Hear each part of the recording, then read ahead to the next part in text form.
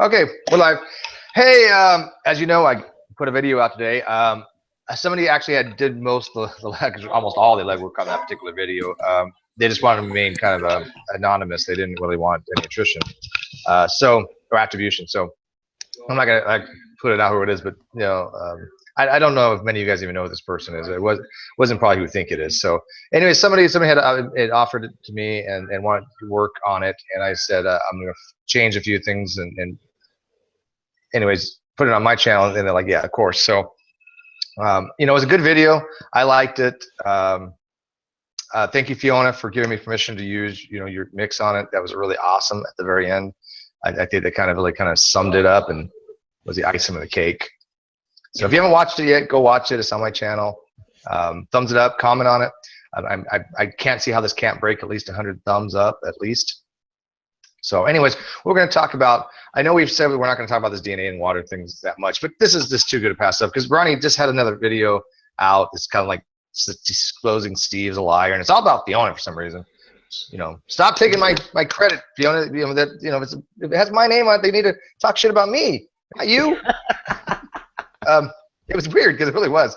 So anyways, it's kind of funny because Fiona and I were kind of talking. We're kind of wondering how many actual errors, blatant, I wouldn't say errors, lies. How many blatant lies can people count in like the video I just put out or any other videos? I wonder if we can actually get in like a rough count if somebody has the wherewithal and the time to actually sit there and go, yeah, well, yeah, that's a lie.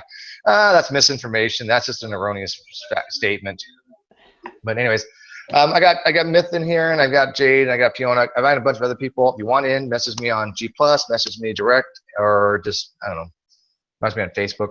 But and Fiona, what are you thinking so far? I mean, you saw the video, and you're just kind of like amazed that this guy can continue to put this out, and then he's surprised when we're like, yeah, you know what?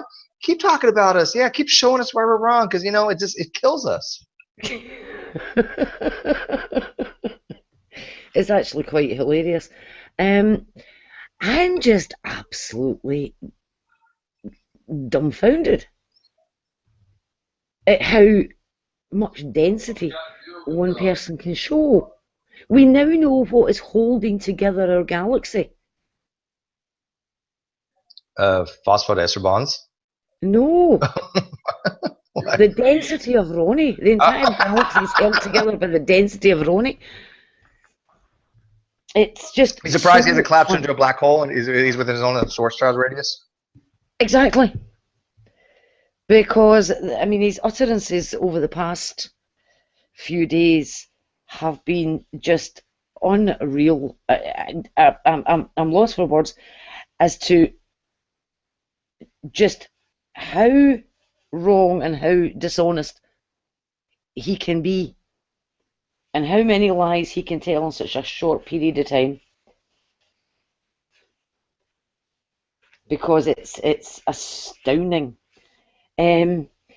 One of the things that's absolutely baffling me is his claim that Fiona admits I'm right. So what was it I said? Well, Ronnie asked a question. Does DNA break down by hydrolysis? Yes, it does.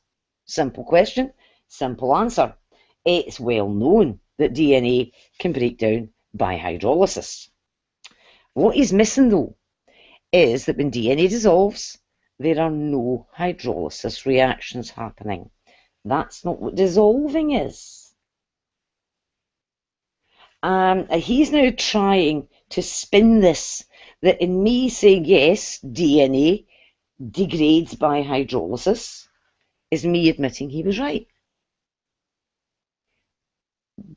But if anybody goes back and actually looks at the Hangout that I had with him about this on the 18th of December 2015, you will see exactly what my position was and exactly what we were discussing. We were discussing dissolve, as in going into solution. And I was trying to explain to him that it doesn't fall apart. We weren't talking about, is it hydrolyzed? But I was trying to get through to him that the description he was giving as to what he thought happened when DNA dissolved. He was actually describing what is required to break it apart, which is hydrolysis reactions. So he's been talking about hydrolysis reactions without even realizing that that's what he was talking about. So when he says, I wasn't talking about hydrolysis reactions, so why did she bring that up? It's because when he described what he thought happened to DNA when it went into water, that's hydrolysis reactions that are required for it. Now, it took us quite a while to actually catch on, because I don't think any of us realised that not only was he confusing dissolve and degrade, he also seemed to be completely unaware that dissolve isn't hydrolysis, or what hydrolysis was, and therefore it didn't happen when it dissolves. But he's describing this, the way it breaks apart, which requires hydrolysis, but he's not talking about hydrolysis, but he's describing it, and he's saying that's what happens when it dissolves.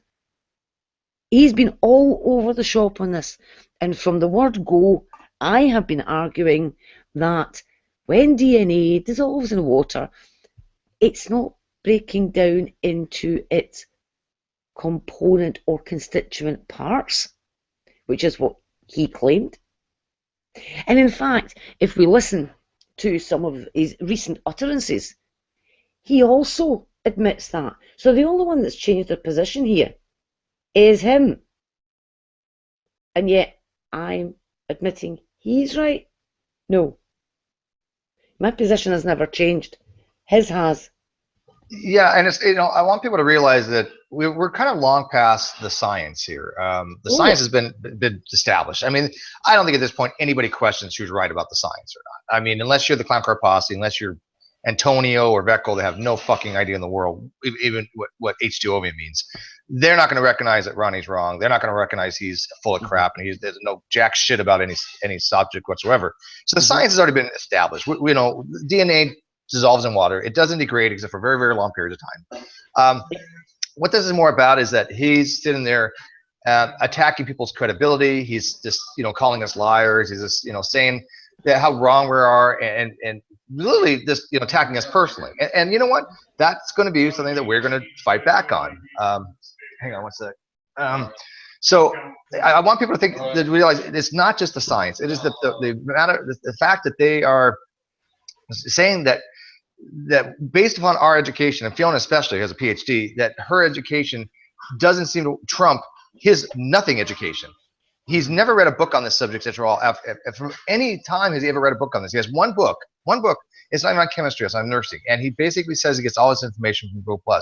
This is why he makes so many mistakes. Instead of listening to people when they correct him, he just runs with it because he's not understanding what he's reading. Okay, and this happens quite often. I wasn't a conceptual error, I wasn't wrong, but the way I was reading it was slightly different from how it actually is officially. And you remember the whole nucleoside thing, Fiona? And you're like, well, actually, in modern type things, it's this, and this. I'm like, oh, okay. I would have never known that because you're not going to pick that up from Wikipedia. You're only going to learn that in the field. Yeah. Mm-hmm. Yeah. And so this is the thing that's absolutely baffled me. And I was just busy resharing that hangout that I'd had with Ronnie, and I skipped through to the end because I couldn't remember how it had ended. And the last few minutes of it were absolutely hilarious. That apparently it's completely irrelevant that I would do hundreds of DNA preps a day. That didn't mean that I knew exactly what happens when DNA dissolves in water. And that the fact that he's never done a DNA prep is irrelevant. Yeah, well, I was doing DNA preps and I was dissolving them in water and they were still all in one piece, and that was the point I was making. And this is... It's Dunning-Kruger at its finest. But I think it's really quite funny for him to say that I've always been denying that DNA ever undergoes hydrolysis. No. Right, nobody's ever said that it doesn't. No. We all were very aware that there was different bonds over many, many years. Some of them are millions of years. Will undergo spontaneous hydrolysis. We all sitting there in a hangout going, okay, yeah, we all get this. Yeah. That was never something that anybody denied. He initially was trying to confuse dissolving with hydrolysis. He was actually thinking that for some reason, when something goes in solution, it becomes hydrolyzed. I don't know where he got that from. I have no idea what the story was behind that. But he wasn't until later on he backed away from that. And now he's stating it right. Yes, when it goes in solution, it doesn't undergo hydrolysis, but it breaks apart. And I'm like, well, how do you have it both ways? What breaks apart on it? When you say it breaks apart constituent parts, what is that? Yeah, because he's still not quite. Well, I don't know. And he's all over the place. Yeah, and this is what the funny part is, because he's been inconsistent and all over the place. When people have listened to this, they kind of take away kind of a mixture of stories, right? They understand what we're saying when we're talking about it, and we'll do all the presentations. But then, for example, like the atheist Jew, who I like very much, but he kind of missed some mistakes. He said, well, he's kind of right. DNA is made of a sugar-based element that's dissolved in water. But that's not the problem. We've never said it doesn't dissolve in water. Of course it does. Right? Mm-hmm. But he's been saying that it breaks apart. Yes. And that's the problem. What breaks apart on it? What bond? What he actually said in the video I put out today, somewhere in the middle, he talks about monomers breaking apart. Okay, that'd be the sugar or something. It's like, how does that exactly happen? So yeah, it's very confusing having to listen to him. I actually have a few people going through these videos. As well as Fiona knows, we have a lot of people looking at these videos, and most of us, the hardest thing we have to do is try to figure out what he means. Yes, that's the most. It's mind-boggling. Going, okay, what is his intent here? And to give the most charitable interpretation. But you saw today, C. Brown, when he was talking about some of the things on human chromosome number 2, between his phone that doesn't translate properly and his inability to communicate what he's trying to talk about, it's pure gibberish. It makes no sense whatsoever. I actually suggested he was channeling his inner Deepak Chopra. Yeah, and he's like, Steve, well, you don't understand. That's because you're not at a high enough level to understand this. I'm like, okay, fine. I don't get it. I have no idea what the hell you're saying. He's talking about checked DNA, and he's talking about a skateboard on my back. And I'm like, what the hell does that mean?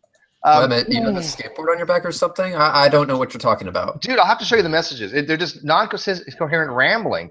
And he's like, well, you just don't understand DNA stuff. I'm like, okay, that's fine. But you know what? I got a lot of people that do. They'll be happy to discuss with you one-on-one, and I'll moderate, but he won't do that. He's like, you guys can't prove Tompkins wrong. Well, yeah, actually we can. We have numerous times. Tompkins is wrong. Okay, so who was saying what and why? Well, first of all, did you watch my last video, Reds? No, you've been busy. I did not. I was actually busy fucking with this thing that I'm currently fucking with right now, and so far it's not looking so good. Yes. So this is a brief night lapse that I've tried.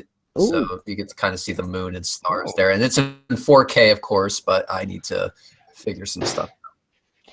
Well, let me toss it to you real quick. Yeah, if you could. Sorry. But we're just saying that, Ronnie, the most difficult thing to understand is when we're looking at this stuff is really figuring out what he's trying to say, because it's so poorly stated. And I wish just once, and I'm not trying to be mean at this point, I really would like him to understand this, for him to come in and say, okay, this is what happens very succinctly. I don't want rambling. I don't want 5 paragraphs. I want boom, boom, boom, kind of like what Hogtie did. And then you can delve in and say, okay, well, let's look if that actually happens. How would that actually happen? Go on the diagram. What happens here? It could be done. Anybody that's normal would come in here and go, yeah, you know what? This is what I mean by this. Okay, this is what you're saying it is. I don't think he wants to do that, because if he does that, we can actually show on the diagrams the bonds, just like that. And he knows he cannot stand on that. He knows he has no leg to stand on. Mm-hmm. What is he going to say? He's already changed his position. He already said, oh, well, I changed my position. It doesn't break down as monomers anymore. That's a huge thing. Everybody was telling him all along. Exactly. That's what everybody's been telling him all along. That's what I've been telling him all along. That's why I've reshared that video, showing me telling him that. So he's backpedaling? Yeah, you know, he's more than backpedaling. Like, he's freaking just done a 180 and ran. No, what he's done is he's now he seems to be claiming that what I was telling him is his position, and that I've moved my position, and this is how I have somehow admitted that Ronnie was right all along. Really? Yeah, so Even though I've not changed my position one iota. He's changed his position to more fit Fiona's than everybody else's, and then he has said, oh, look, they're coming around to my way of thinking. Yeah, he's got a video on his channel. Fiona admits I was right. And he's basing that on a comment where I pointed out why he was wrong. And yet somehow that means he's right. Yeah, somehow I'm telling him why he's wrong, and he then makes a video saying Fiona admits I was right, and completely and utterly tells Porkies about what my position has been from the get-go. Okay, so he was wrong, which somehow means he's right, and since you are right, that somehow means that you are wrong. Is anyone else confused by this? Not really, not anymore. You get it now. It's like, okay, so it turns out that Ronnie just doesn't know what the fuck he's talking about. Yeah, I get it. It's not even care about the science anymore. We're not going to even discuss the science. It is a matter of, at this point, why does somebody of no education thinks that they're all of a sudden going to show everybody else is wrong? What is the psychological mentality that he has that he doesn't accept? He doesn't know what he's talking about. He's inept. And everybody else who has an education is obviously, you know, to him, stupid because he's correcting them all the time. He said, Reg, that he ran 2 scientists off the internet. Yeah, bullshit. Yeah. He's thinking about Suzuki Das. Yeah. And I don't know who the other one is. No idea. I don't know who the other one is. But Suzuki Das did not leave because of true empiricism, I assure you. No, he didn't. That's a load of rubbish. I still to this day have no idea why Suzuki Das left, but I assume he has better shit to deal with than this. I thought he was going back to school. Yeah, he went back to school. Yeah. Oh, well, there you go. Yeah, because he did say at one time, now, he had a bachelor's degree in biology. Oh, that's I think it was biology, right? Mm-hmm. And he was working as a lab tech. But he loved biology, but he wanted to do something more than being a lab tech. So he went back to school to get his master's degree. That works. Yeah, and he was planning to leave long before, you know, the whole thing with Ronnie. Yeah, for a while, as I understand it.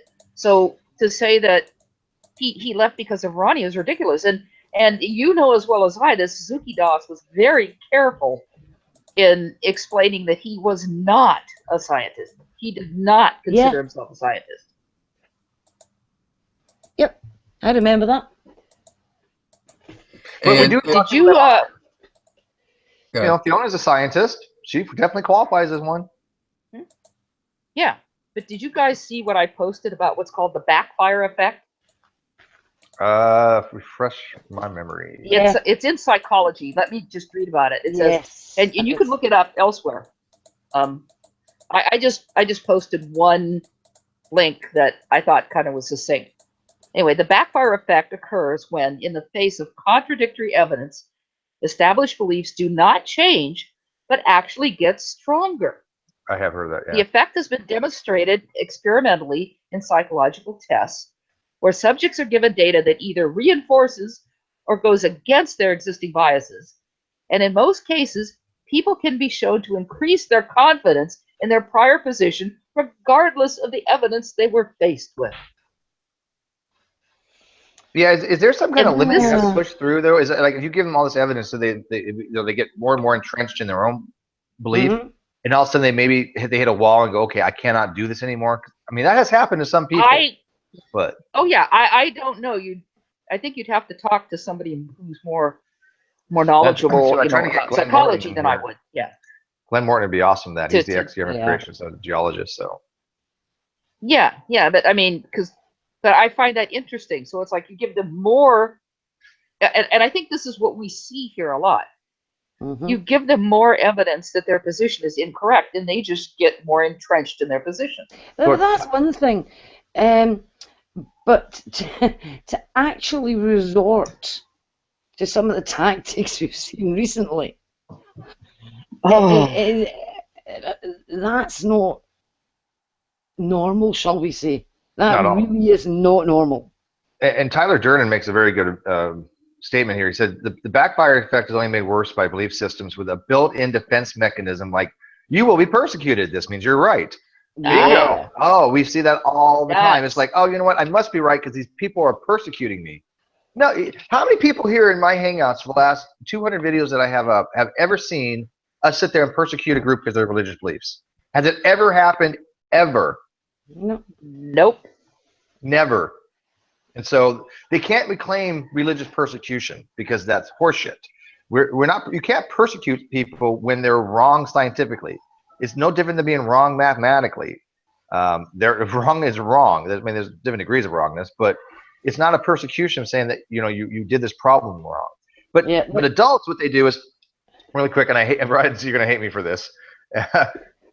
Real quick, it's like when last night we had an issue with the mathematical thing, and I'm not gonna get what it was, but Uology says one thing, I said another, and so did me in general said another. And come to find out, we're all right? I mean, Uology wasn't exactly wrong. I think we were more correct, and we kind of found out that Genome and I a little bit more correct. But all in all, Uology wasn't really wrong. But that's what adults do. Like, okay, let's figure this out, right? They don't have the ability to do that. It's just, oh, if we show they're wrong, they're like, oh, you're persecuting us. No, we're showing you're incorrect. Let's look at why. It's a bit scary that if you're going to go through life with that mindset, you'll never learn anything. Yeah, go figure. You'll never learn anything new. Yeah. And there are a couple of, there's being wrong, there's being fractally wrong, and then there's being Ronnie wrong. And there's being Ronnie wrong. I love that one. Yeah, I mean, because Ronnie wrong. Note to everyone: never go full Ronnie. Yeah, exactly. And it's when you actually, it's the fact that I'm lost for words in a way. It's the fact that he is telling porkies about publicly available comments. When it gets to that stage, when it's so easy to bust, what's he achieving? There's this thing that or a term that's no longer used anymore, or at least I haven't heard it used recently. But have you ever heard of what's known as mental masturbation? Oh yeah. I think Ronnie has it in spades. That's a possibility. I mean, do you think he gets off? Yes. Here's my thing. Here's my thing. I mean, this much negative attention. You want to take it seriously when you have everybody and their brother has an education not taking you seriously. How is that? No. Here's the thing. Here's the thing. When Ronnie is in a chat with his fucking clown car posse, everyone is like, "Oh, Ronnie, you're so fucking smart," and then Ronnie says, "Yeah, I am pretty smart. Can you say it again?" They say, "Oh, Ronnie, you know everything about DNA and water." And then he goes, "One more time, but say it a little slower." Yeah. And then he goes, "Ronnie, you're so smart." And then you'll hear him go over on the other side. Yeah, that's essentially what's happening right here. And you want to know what? It's no different than the people I talk with and the flat earthers. Yeah. So yeah, he's just as bad as they are. By the way, I has a night lapse. Look at that. Look at those clouds as they streak by. That looks nice. I need to fix this fucking shit because I can't see the stars worth a damn. Maybe because the moon's out. But anyway, it's no different than what they do. So when they have their group where they have Antonio and Sean and Veckel and G-Man and all the other members of the Clown Car Posse, and he starts using really big words that they don't understand. like they're going to look at polysyllabic words. Anything greater than like and the. Yeah, exactly. So he's going to use these very big fancy words to impress these people. And when they say, "Wow, Ronnie, you're so smart," he goes, "Yep, that's him jizzing in his pants." Well, it's a very small fan club, though. I mean, he's got very small fan club, but any fan club he can get is going to be worth it to him. If that means being a lying, disingenuous piece of garbage, then so be it. Yeah, I think I agree with that. Mm-hmm. And Because on top of charitable feelings have gone out the window. on top of that, though, I would really like Ronnie to tell me I'm wrong by getting his ass in here. Tell me I'm He's wrong. more than welcome to. And again, I will put this out there, and I have a rule, and I'll reiterate it if he ever comes out in here. That my rule is, if Ronnie's in here, nobody's going to insult him. Okay, nobody's going to call him an idiot. Nobody's going to call him stupid. I know you just got to hold off while he's in here. You can do it all you want afterwards. But you're never gonna get a decent coherent sentence structure out of him. Why people call him idiots? So okay, all right. How about this, Steve? I promise I will not call him an idiot so long as you promise to cut me afterwards. Yeah, I won't do very deep, but maybe just on the arm a little bit. That's fine. Okay, that's fair enough. You gotta take what you can get, right? Yeah. Ever do paper cuts? Ever do paper cuts on your testicles?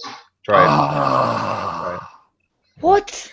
That's like consider the following thing. Yeah, and then what you really want to do is you want to take your nuts and you want to put them in rock salt, and then you take a big ice cube and you just stick it on there. It's wonderful.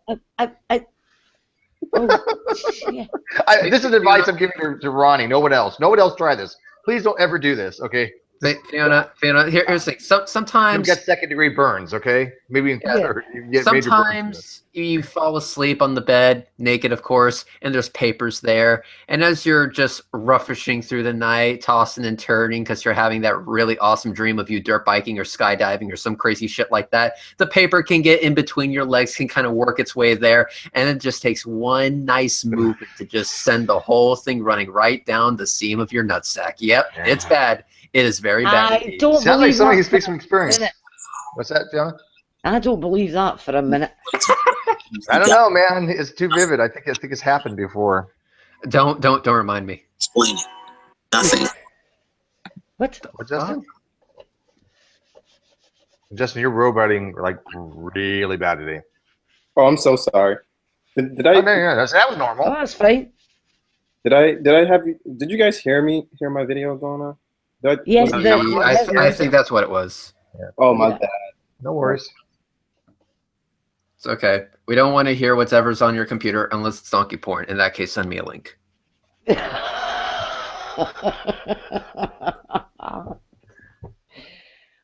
look at Isaiah's hard drive. You'd be like, even freaked. You'd be so freaked out.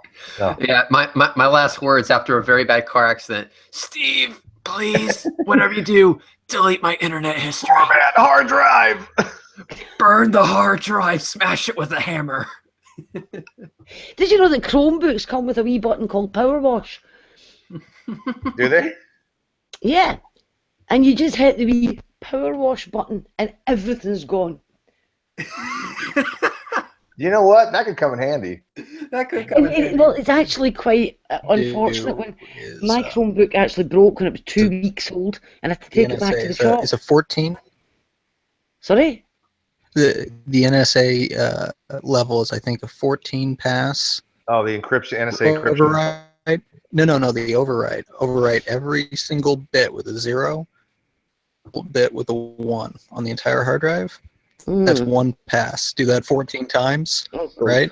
Then take the hard drive out and drill through the platters. Yeah, well, I thought the NSA standard is what it does is it switches from 1 and then it passes 0, then it passes 1, then it passes 0, and then it does this about like a dozen times.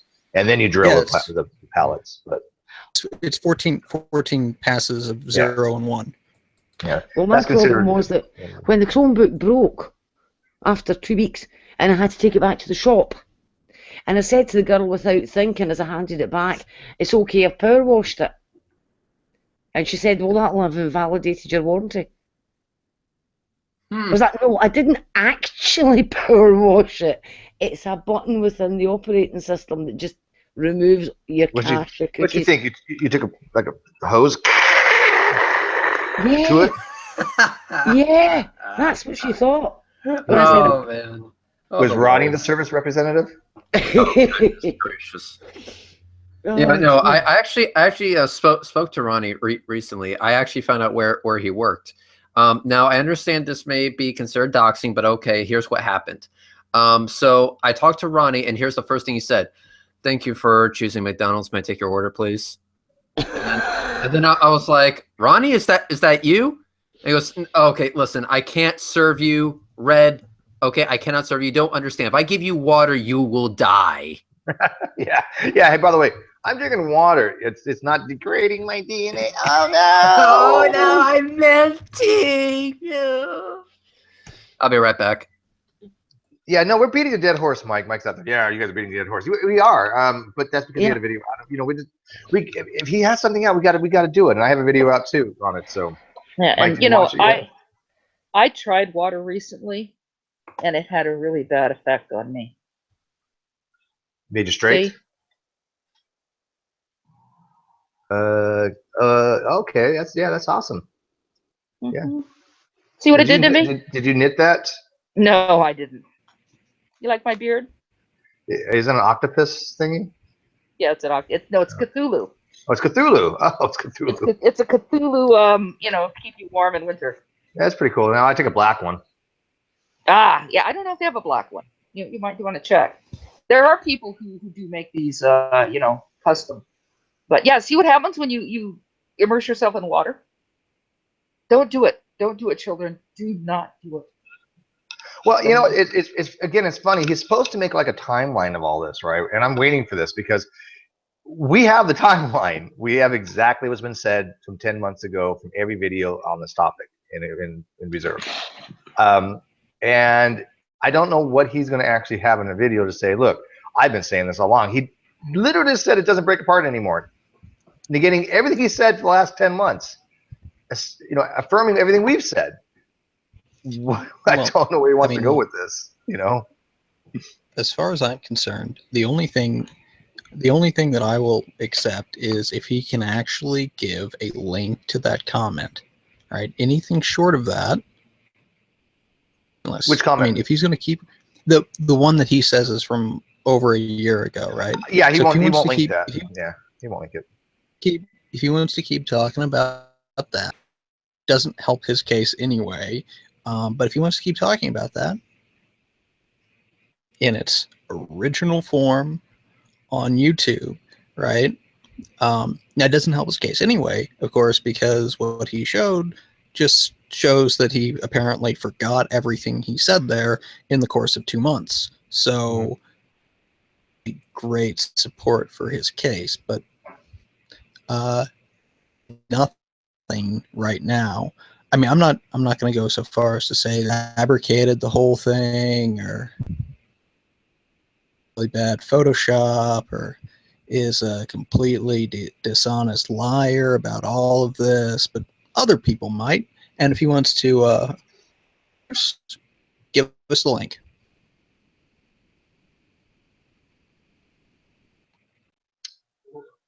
Did you finish that or did you drop out?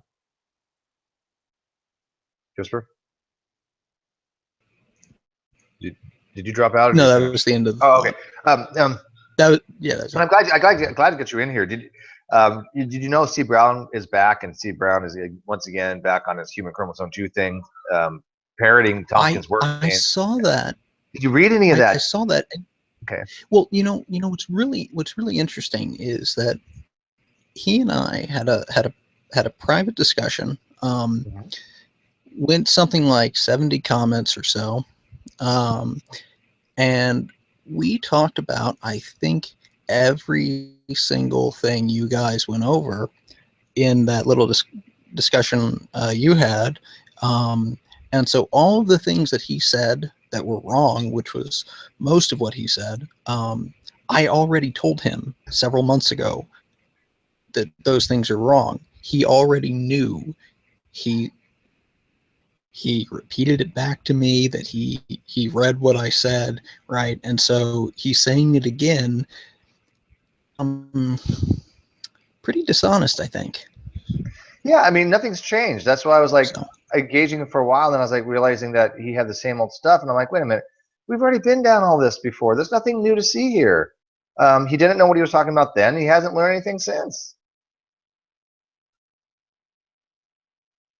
But I was kind of surprised that he hadn't figured out that when he's talking to his phone, we've told him, look, we can't understand the translation. It doesn't work. Plus, he's been so loose with his words, it still doesn't make any sense. Zoology, I don't think has ever seen C. Brown before. Zoology is in the live feed. Did you understand a word that he was saying? Because when I was asking him, I don't understand you, C. Brown. He's like, well, you're just not at a high enough level to understand it. I'm like, no, you're not making sense, man. It's just pure nonsense. And so I just can't have a conversation like that. And even when he's in the Hangouts, I still don't understand what he's saying. And it's not because he's talking technical. It's just because I don't understand what he's saying.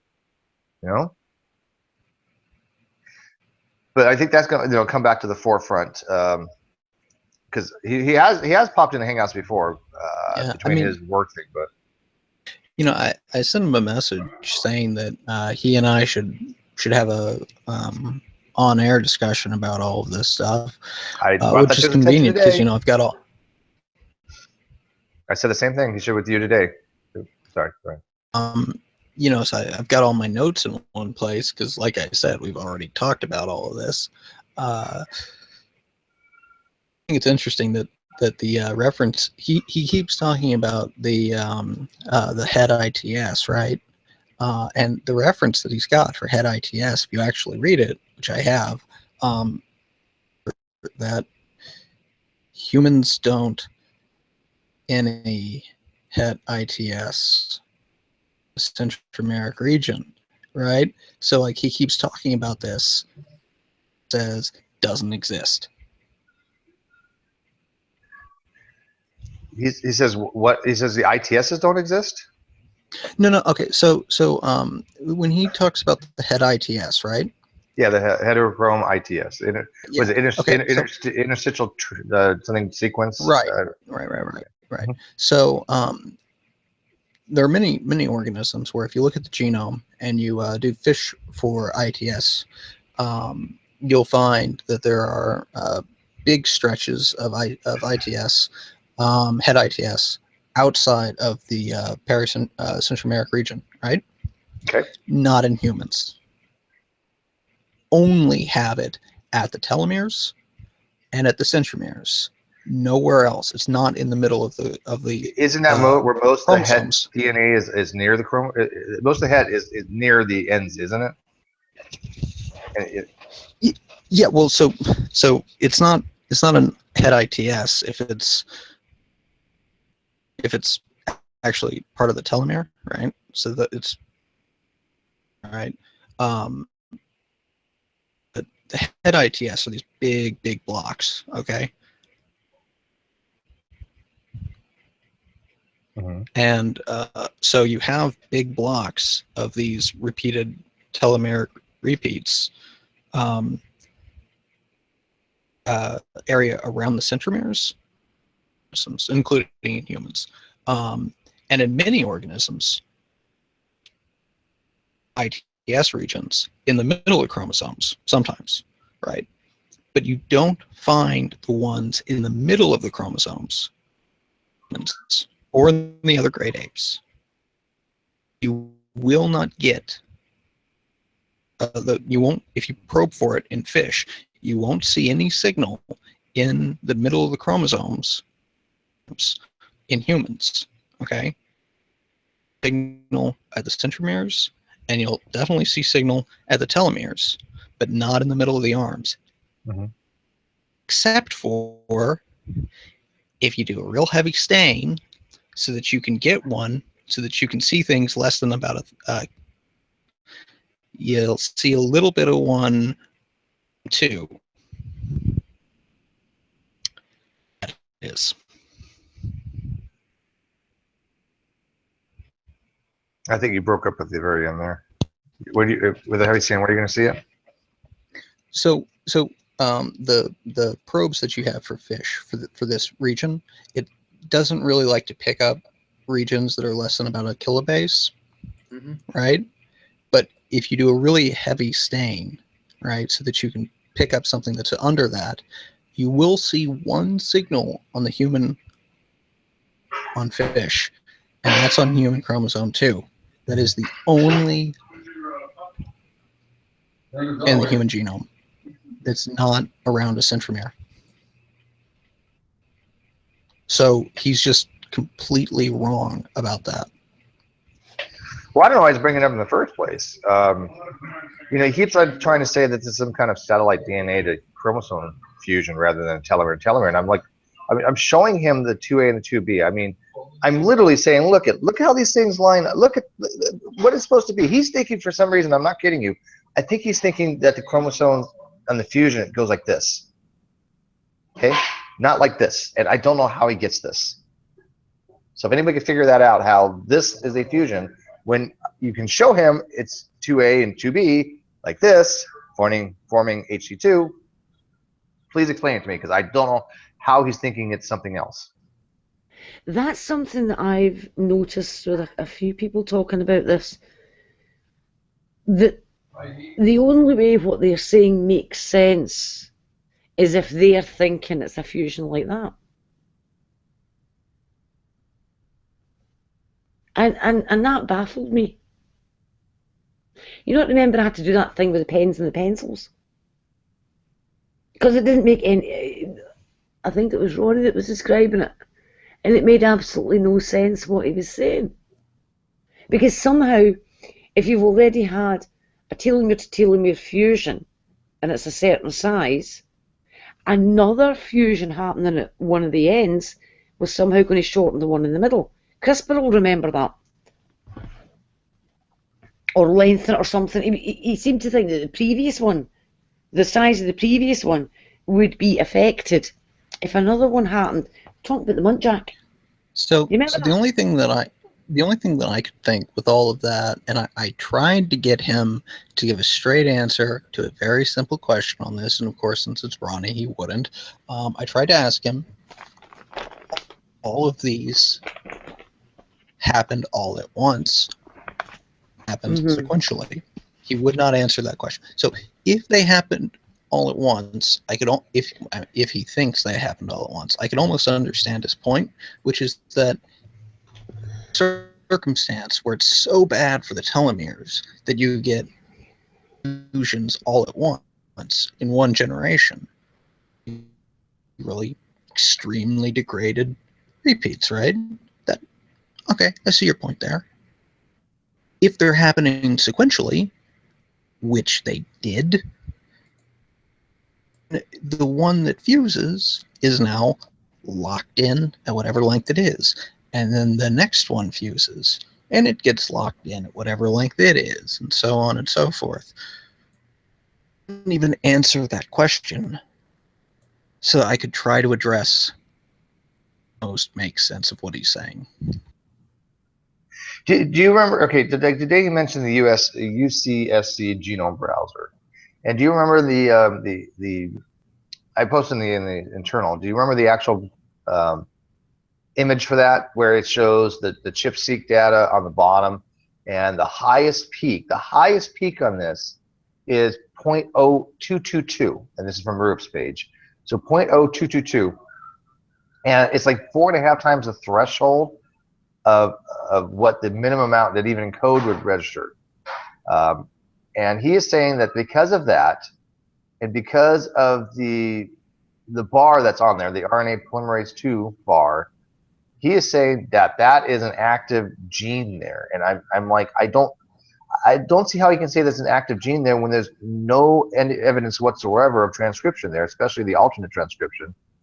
And when I'm asking him for data on this, and he's just citing Tompkins' paper, how do we get him to understand that we're not asking for Tompkins' paper? We're asking for a citation to support Tompkins' work, because he doesn't seem to see the difference there. Anybody can write something. Anybody can have an assertion. They need to look at the actual data, and the data he's looking at is that whole UCSC genome browser, and it's not supporting anything he's saying anyways. Yeah, I mean, so one of the things about UCSC and a lot of the other tools is that, I mean, if you don't understand what you're doing, easy things to use, okay? Like, be familiar with what you're actually looking for and how to use the individual tools, anything meaningful out of any of this, because most of these things were put together by by biologists with some experience in computer science, working with some computer scientists with some experience in biology, and none of it's really that well put together. So it's gotta have that experience, otherwise it's just nonsense. It's something you actually have to take time to actually learn well. Yeah, and more than that, like, I can't think of any of these tools. Well, and honestly, it's not even that. It's like, I can't think of any of these tools where I didn't have somebody sit down with me and like show me how to use them, or I had already used a tool very similar to it that somebody showed me how to use, right? It's like, they're not intuitive. Yeah, I don't think they're designed to be, because I mean, I can't intuitively read those things. I have to figure out from Roof's page and kind of go from there with the actually. If I just look at the diagram, there's no way I can figure out what's going on there. It's not possible. I have no experience with it. I've never used ChipSeek, so. But I mean, but how is people like C. Brown, who's lesser knowledgeable than anybody, how is he looking at this and going, "Hey, look, here's the evidence"? I don't think he's even in his head thinking to himself that it is. I think he's just saying, "Hey, look, it is. You don't know about it. I don't know about it. Therefore, you know, it's good enough evidence." I'm like, look, I'm not in the position to evaluate this, but there are people who can, and they're telling you that is wrong. Oh, you and your fucking, going to the experts to make sure. Appeal to authority, baby. Fucking asshole. Well, and it's the big thing about appeal to authority is they still have to make sense, right?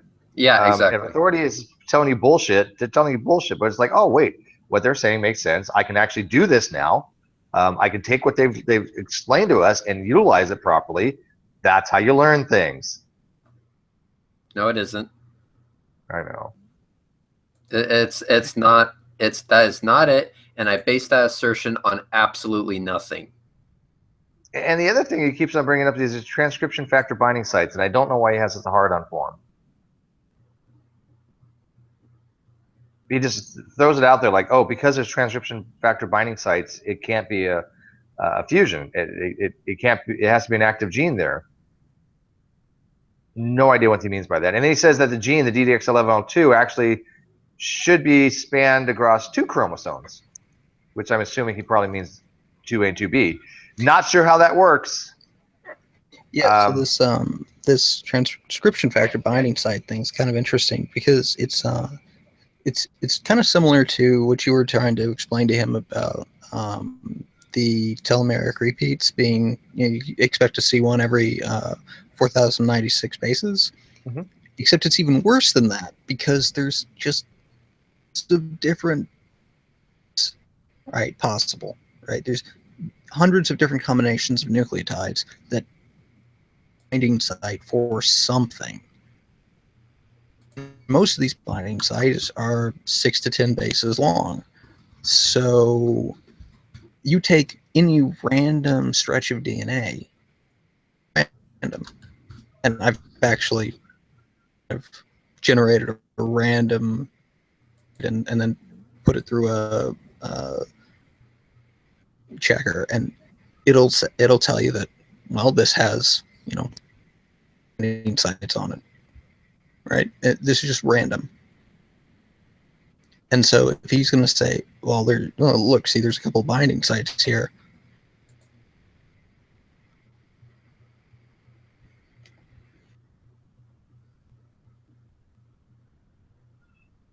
What?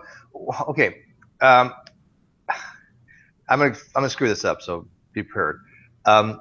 Not all. Okay. It just because something is a transcription factor binding site doesn't mean it's telomere. It doesn't. And just because it's telomere doesn't mean it's transcription factor binding sites. If it has telomeric repeats, right? So if it has telomeric repeats and it's a telomeric, is a transcription factor binding site. Does that mean that some protein attaches it, some enzyme that actually attaches to it? Not protein enzyme, but some like the what actually attaches? So if I have a binding site that has telomeric repeats, what attaches there? Well, I mean, so if you've got a bunch of telomeric repeats, then you're going to have on the end of a chromosome, right? You're going to have the formation of the T loop, right? Okay, so the Shelton complex and the telomeric repeat factors, that's what the binding site, what those things are attached to. Yeah. So okay. So you need to separate the transcription factor binding site question from the telomeric repeat, right? So the transcription factor is just, it's just a protein that can help with transcription. Yeah. So, but he thinks the way he's looking at this, okay, it's if it's just like the Shelton complex that goes, the Sheltering complex that goes in there, and it has those 4 or 5 different subunits. He's thinking that those come in, or something comes in there, and that is a transcribed gene, that it actually has a transcription, that it reads it like it was like RNA polymerase or DNA polymerase. So I'll say that's what he's thinking, and I don't know how to. I mean, you need to. That's what your expertise. You need to explain it the way it's going to make sense to him, because for me, it's not. It doesn't work. At this point, right? The fact that you have in a stretch of DNA that a transcription factor will ever actually bind there, okay?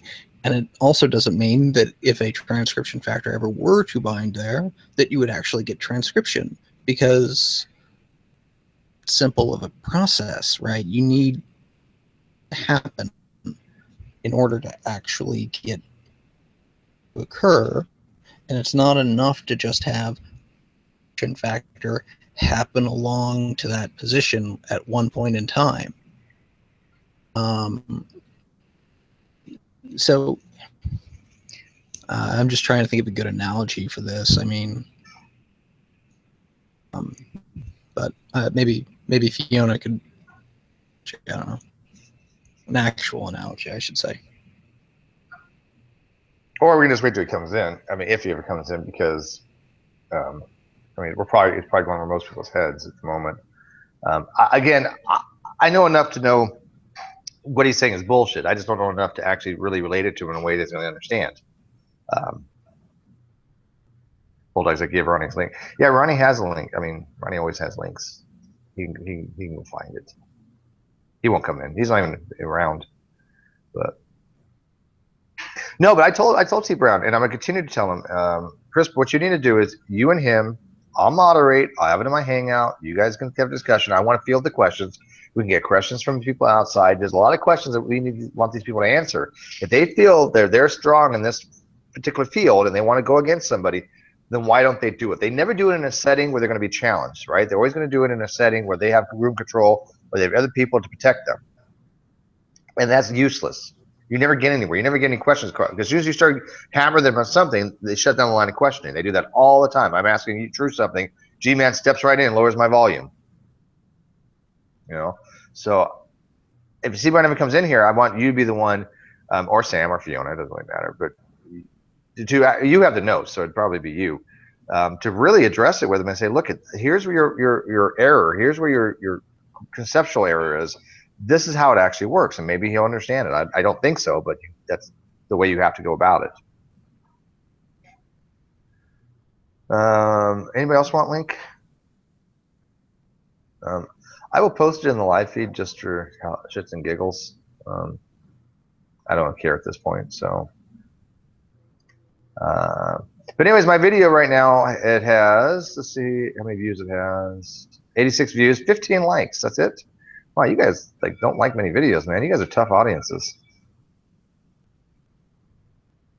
How do you only get 15 likes on a video? Should I do it on Tommy Hall? That one got 100.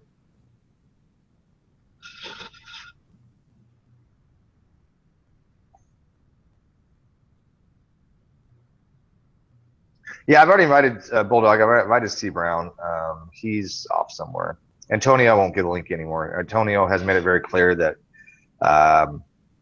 we used to give Antonio the link out of respect, right? Because if we talk about somebody, you give him the link and then come in. He's asked, he doesn't care. He doesn't care if we talk about him, so he which is not very often anymore, because he's not even worth talking about.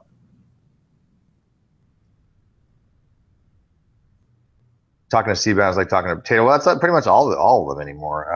I get nowhere with any of them, and that's why I'm just like, you know what? If you want to have a conversation, come into my room, but I'm not going to sit there and have a conversation by typing, because we never get anywhere, because I never understand what the hell you're saying. If you want to claim that it's my own epistemic limit, you want to call it my own ignorance of a topic, fine. I don't care. I got nothing to prove. I'm not a fucking biologist. I'm not a geneticist. I'm not a bioinformatic expert. We have people that are. So if they wanted to address them, that's how it's going to roll. You know? But I want to listen in because, I mean, I learned that way. So. Eology, do you want to come in?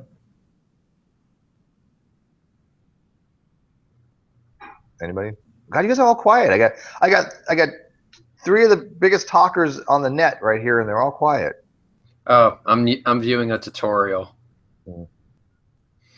How to get laid. Step 1: don't look like Red's rhetoric. Yeah, so I'm already screwed, and not in a good way. Red, I would have figured it was a tutorial on how to raise donkeys. Well, no. It's a tutorial on how to get laid by donkeys. But it turns out even donkeys have standards. So. Well, I was muted. That's why I was quiet. I've been gabbling away. Have you been? Yeah. Yeah. Well, no, I didn't hear what you said. No, I was muted. And honestly, I'm looking up a time-lapse tutorial on how to shoot the Milky Way, and I am screwed. Milky Way is awesome through a telescope. Yeah. But the thing is that I live in one of the most light-polluted areas on the planet, and it's definitely not going to work where I'm at. I'm going to have to go to your side of the country before I have any. Oh, that's right. Go to California to get rid of light pollution. That's brilliant. No. Head to your side, the west side, asshole. Cut the country in half. Go to the west side. There's a lot less lights there. Actually, the best place I've ever seen that's the darkest, the absolute darkest. It's about 100 miles south of Las Vegas. It's a little railroad track you can pull off, and for 100 miles around you, there's nothing. There is fucking not a light, not a flashlight, not a lighter, nothing, and it is the most darkest you'll ever see. And we don't have a lot of light pollution here. We don't even have street lights. You know, it's a bunch, mostly fields and stuff. Well, here's my biggest problem. They said, okay, the first thing you have to do when time-lapsing the Milky Way is you have to use this website. So I went to this website, and the first thing I said when I saw this website was, shit. Because let me go to where I'm located at. Okay, so, too far. Okay. You see this big white splotch where it's like bright? That's where I am right here, right in the fucking middle of that. So I am screwed. And if you go, the only place that even appears to be dark enough is this strip, which is a nature preserve that I can't go into. So that sucks. I go about 50 miles off the coast there. I could probably go to Everglades National Park and maybe camp out in the south because there's a visitor center here. I just don't know if that visitor center is going to be open all night. Because this spot would be pretty dark, and I could possibly film the Milky Way if I go here. But where I am right now, yeah, I'm absolutely screwed in the Tampa, Orlando, Sarasota region. And if you think that's bad, just look at the Miami, Hollywood, and Delray Beach area. No, I've lived in a lot of places, and I'm quite familiar with light pollution compared to places that don't. So I'm going to need to go to one of these dark regions. But if you zoom out and go to the west side of the country, now you're saying, see, look, there's this dividing line of absolute shit to, oh, look at that. Plenty more options. So I may have to go to like the top of Arizona or some shit like that and go to one of these blank spots where there's absolutely nothing for 50 plus miles. Good. I don't know. I mean, honestly, it's not even that late. What's this place Scott called? has 30 minutes. See, look, like Mount Trumbull, Tuweep, Supai, Ryan, because reasons. I could go here and fucking camp out and shit, but that would require me actually camping out. Scott, there's my video for you if you haven't seen it yet. Which again, somebody else did almost all the work. I just kind of tweaked it and peaked it, but. Oh, look at him today. He's styling. Look at this mic he's got. Oh, let me present that. We just recorded the show today. We just look at that. He's got that big old black thing in his mouth. Yeah. No, it's not. I like my other black thing. I gotta get that over here I bet you do. and set up. You sound awesome. I tried to. You have that voice. Try to You look should go to up. narration. You just like read stories, you know. Doesn't have to be a Well, good that's what story. I do on my tours. That's how I do my tours. I just tell them stories. When are you gonna go Might be become an interesting. international DJ? When I get Oh, talent. DJ. You can be a professional DJ / beatboxer. All you have to do is put a mic up to your mouth and say "boots and cats" over and over again. Boots and cats, boots and cats, boots and cats. I got a different mic for that. Yeah.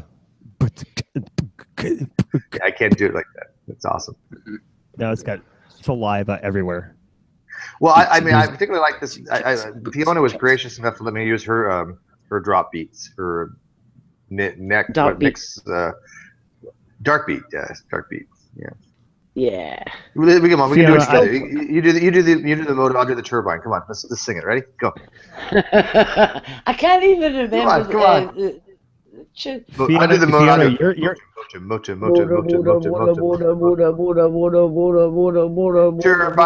turbine.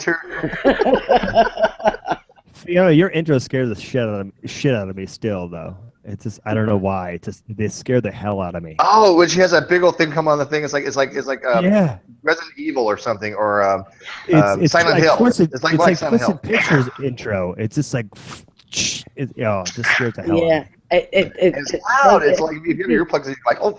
God. Yeah. Well, that's one of the funny things that you can do with it is you make the intro look dead loud, and then you have the video really quiet, and then of course you have the outro at the end again really loud. Oh man, this scares the hell out of me. What did you do that intro in? What software? I didn't. Somebody did it for me. I didn't even ask them. They just sent me this and said, "Here's this for your channel." I love that actually. I'm not gonna lie. The people, you know, somebody did the Photoshop for that. People do my channel art. Yeah. He did another one, but I've stuck with this one because I like the fact that it's creepy and scary. Oh, it's fantastic. Love it. Just really, yeah, and that's why I've kept it. And he's used the drawing that Cy10 Atheist did of me as a centaur. Maybe as well. Should have a new one though with with like a massive spider or something. That would be. Don't you dare! I couldn't even get Cy10 to subscribe to me. I felt so dejected. I'm like, Cy, I love you. I love you a lot. No homo. You know, I love you though. Oh, total homo. Yeah, total homo. Yeah, just a little bit. Yeah, I couldn't get him to subscribe to me. Oh well, he doesn't know the fuck I am. But anyways, did you see the graphic that somebody did for the Great Debate community with the 2 podiums that I put on my channel? I didn't. I've not seen it yet. It's beautiful. Wonderful job. It has the Great Debate community, and the is in the red play button because it's not really the Great Debate community. It's just Great Debate community, and then it's the Great Debate community. So it actually worked out perfectly. And it has 2 chairs and 2 platforms. I mean, yeah, it just came out awesome. Well, graphics are cool. I mean, I must admit, I think I'm hoping that that's going to end up actually increasing the level of conversations that we have. I mean, we have tried, but I mean, the recent nonsense has just been, Let me ask you, Fiona, do you think at all that any of the CCP realize that they're being left behind? That our conversations are getting better, that we're getting better guests. Every Friday, I'm going to have somebody of at least notable relevancy or interest on. It's not going to be this Friday, I don't think, because it's a little bit soon, but I think next Friday we're arranging, and I'll tell you guys now, we're trying to arrange with Bob Greaves and Greg Brahe. You guys remember him? Yeah. Also, it'll be with Christopher Maldi. It'll be with Floyd. It'll be with Ozzy. So yeah, it's going to be a really, really awesome hangout. Yeah, I mean, I must admit, I always like listening to Floyd. I think he's got a way of explaining himself that the only way you cannot understand what he's saying is if you don't want to understand what he's saying. He's got a way of making it really clear. He's exceptionally clear. I mean, he chooses his words carefully, I think. Yeah. But And you know, was he as Greg, well? I'm looking forward to. Yeah, Greg was really static about it. He was been out of it for like 2 years, basically. He's had, I guess, a second kid, and he's been out of it for a while. But he was looking forward to this. I gave him the details. He's like, "Yeah, I'd love to be a part of that."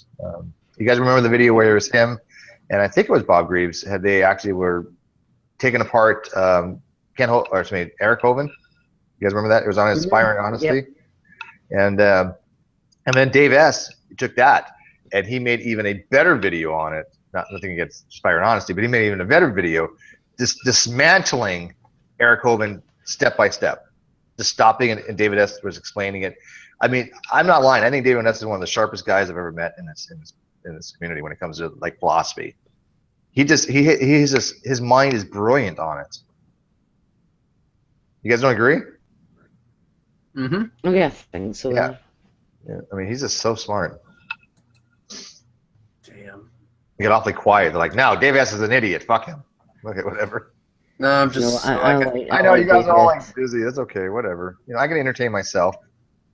I'm trying to think. It's just like I want things in the Milky Way. Shut up. It's a big thing of stars in the sky. It's called a galaxy. Right? No shit, Sherlock. It's about 100,000 light years across, and it goes roundy, and we're like on the upspin side of the Orion arm. You know. I think we're in the Perseus arm. How are the Orion arm? Are we in the Orion? I thought we were in the Perseus I don't remember. arm. I thought it was Orion, but I could be wrong on that. I'm not going to go on a limb. I'm not going to stake everything I believe Google, about life help me on out it. here. Okay. Look it up. That's what we got an internet for. I'm too lazy. Which arm of the Milky Way is the Earth in? Watch it be all wrong. Sagittarius. Like, fuck. No, you are right. It is the Orion arm. Yeah, well, you know what? I knew that all along. I was certain of it. I was just testing. Fuck off. No, you weren't. The Orion arm is a minor You star. asked if they realise they're sort of getting left behind. Mm-hmm. I'm going to put a link in the side chat. Start at 29 seconds. You don't screen share it. Just have a look at it, right? Start at 29 seconds. All right, let me unmute this. I don't think the audio's on, but well, you guys do that.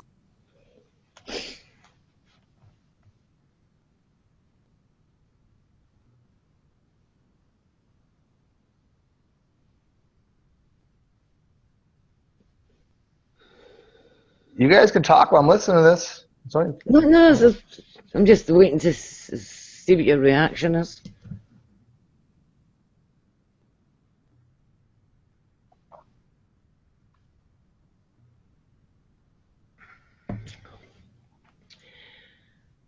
But yeah, I mean, I think, as somebody said, you know, we get the conversations we deserve. So I think what we need to do is just start talking to people who are interested, who want to know more, who want to ask questions, or who have got answers to our questions. I see. I just saw Steve's reaction. Funny.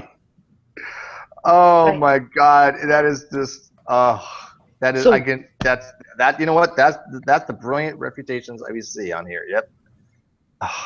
Wow, where do you find this stuff at? This is like archaic stuff. No, this isn't even that old. Holy shit. No. Is this yesterday? Because I mean, I've never seen this before. I thought this was like years old. It must have shaved or something. It looks different. No. Oh my God, this was yesterday? Yep. Holy shit.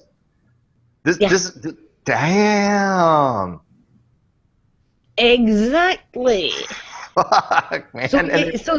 So your question, do you think they're getting left behind? I think that answers the question. I think that's a brilliant answer. I mean, God, they have nothing. I mean, this is what they've been reduced to. Well, oh my God. I'm going to read some of the comments. Can I read some of the comments on this? I'm not going to tell the video. I don't want to promote the video. I don't know. Yeah. I don't really care. Plus, I don't want to, because you say their name and they appear, you know? Yeah. But I'm going to read some of the comments. Who's talking about me? Yeah, just picture this as any of the member of the CCP.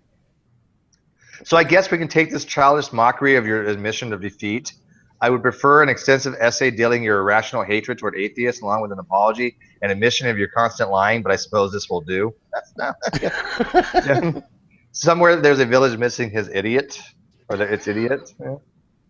The rejection is so heavy with this guy. Please make it stop. Again, you can apply this to any member of the CCP. That's what the funniest part is, right?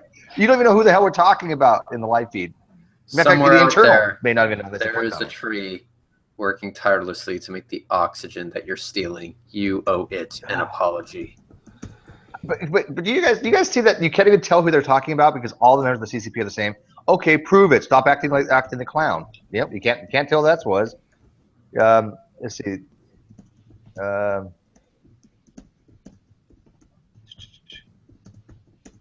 then I'll say this one's from Veckel. Veckel has one comment. Wow, good camera.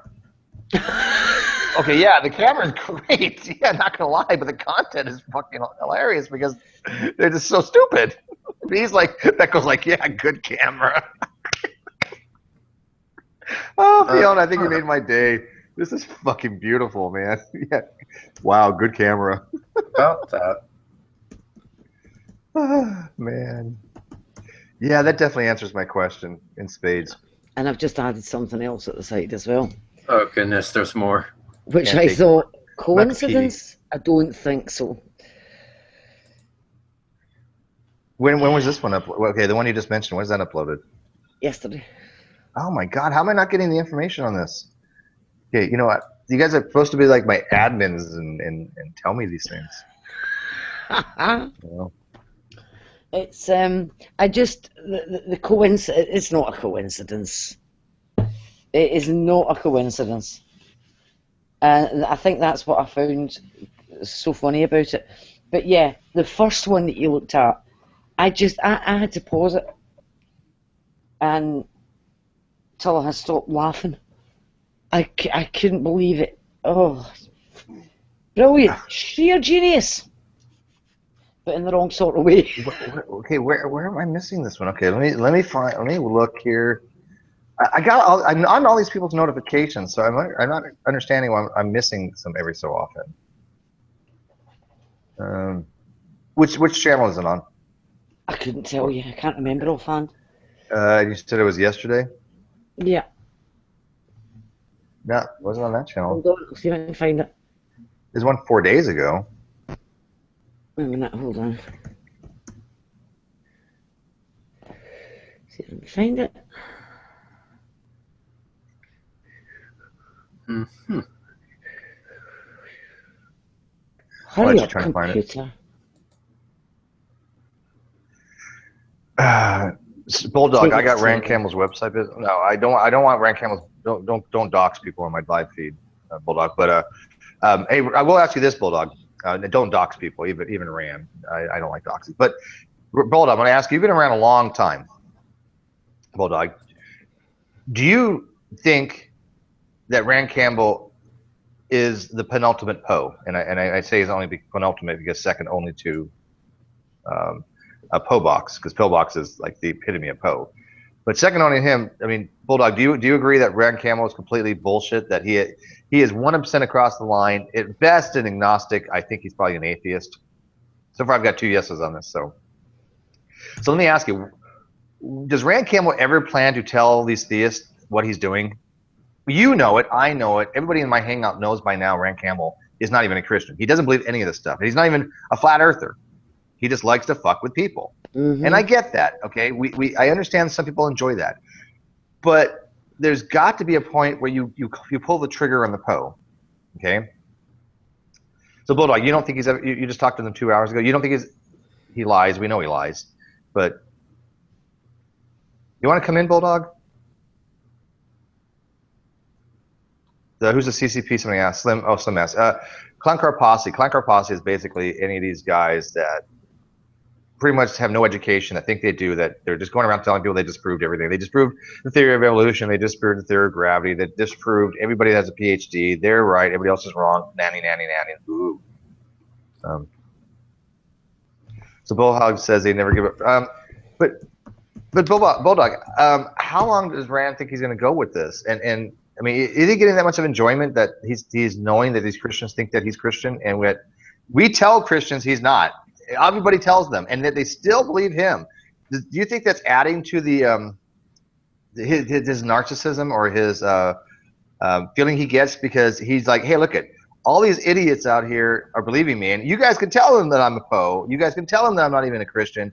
They're still going to believe me. 90, right? Mm-hmm. Do you think he gets off on that?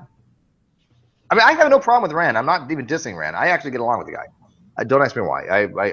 I know his thing, but he's the kind of guy like that. If you just don't let it get to you, he fucks off and he goes to other softer targets. But the problem is you can sit there and tell people, look, he is a fucking Poe. He doesn't believe any of this stuff. Oh yes, he does. Oh my God, that's killing me when people say that. Mm-hmm. So but no, you won't be able to think. Go ahead. Because, well, you see, some have said, oh, well, I have got the gift of discernment.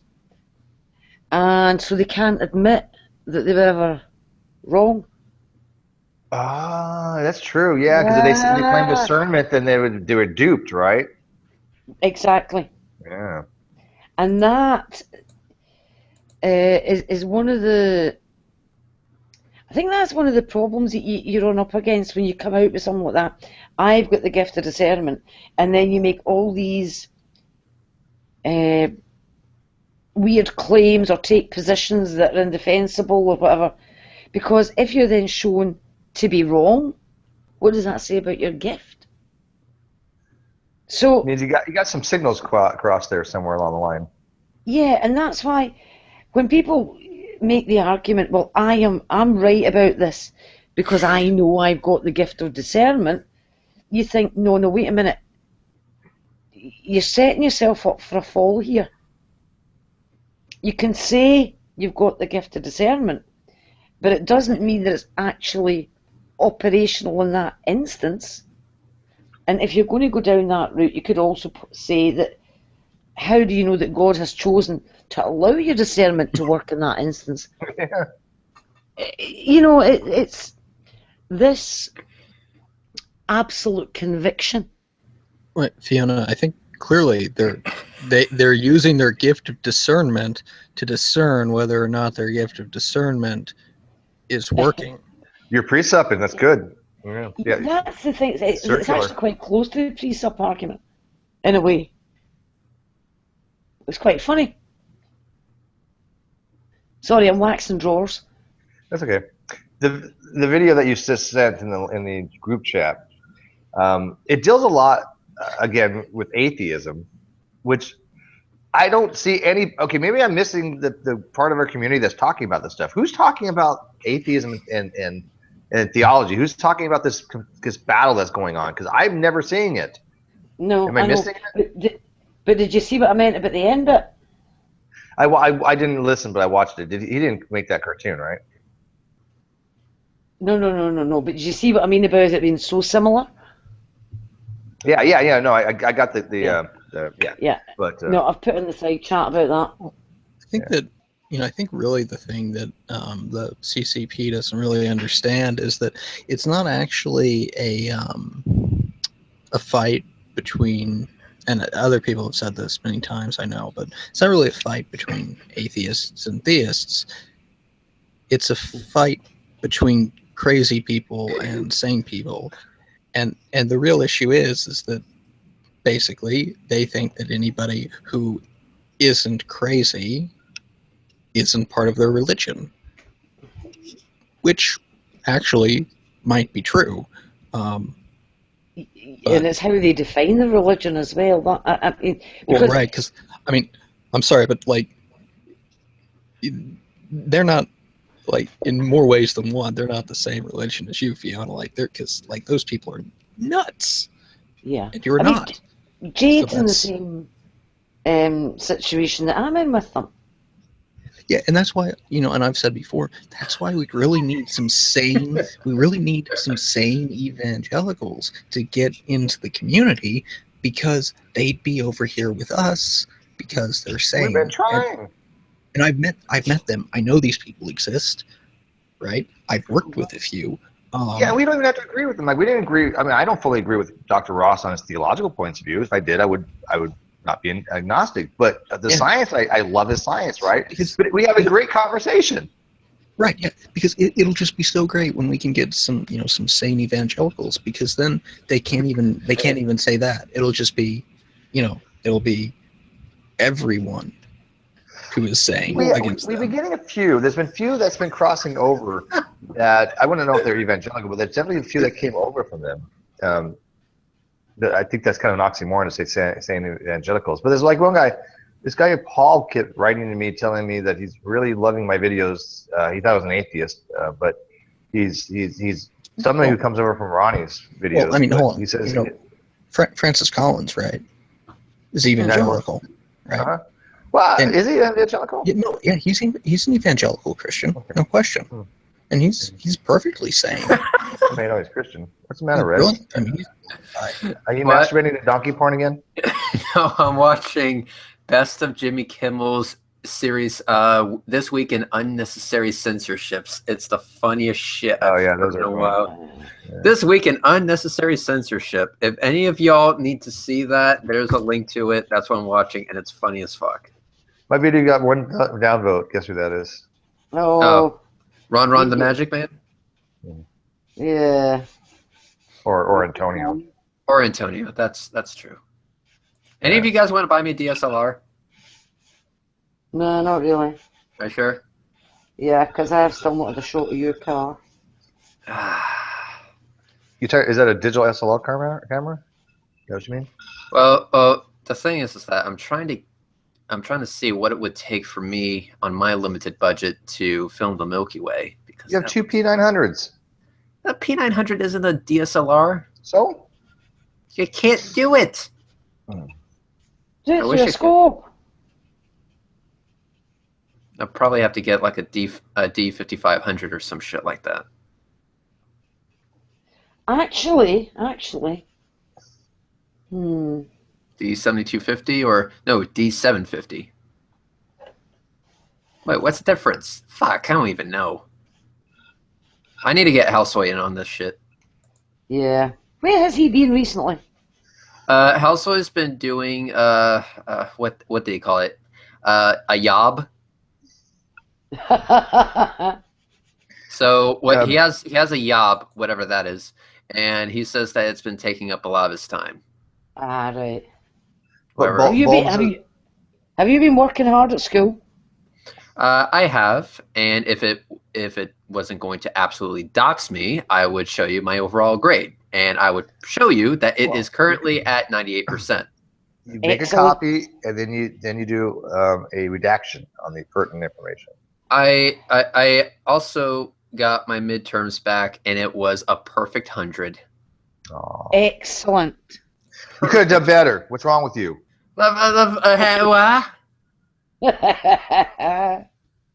Extra credit. You get the bonus points. To be 110. There was no extra credit on a fucking midterm, asshole. You make your own extra credit. I'll have you know that one of my midterms in zoology, I got 139 of 100. So there. Oh, well.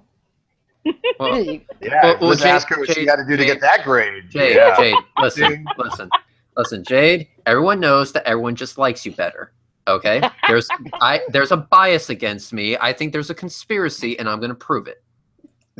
Balthazar Jones says that they had brought up that Ronnie keeps referring to like educated people as the Butthurt Clan, and it's not sticking. And it's funny. It's like we don't get it. It's the Clown Car Posse is funny, right? It's stuck. They've owned it.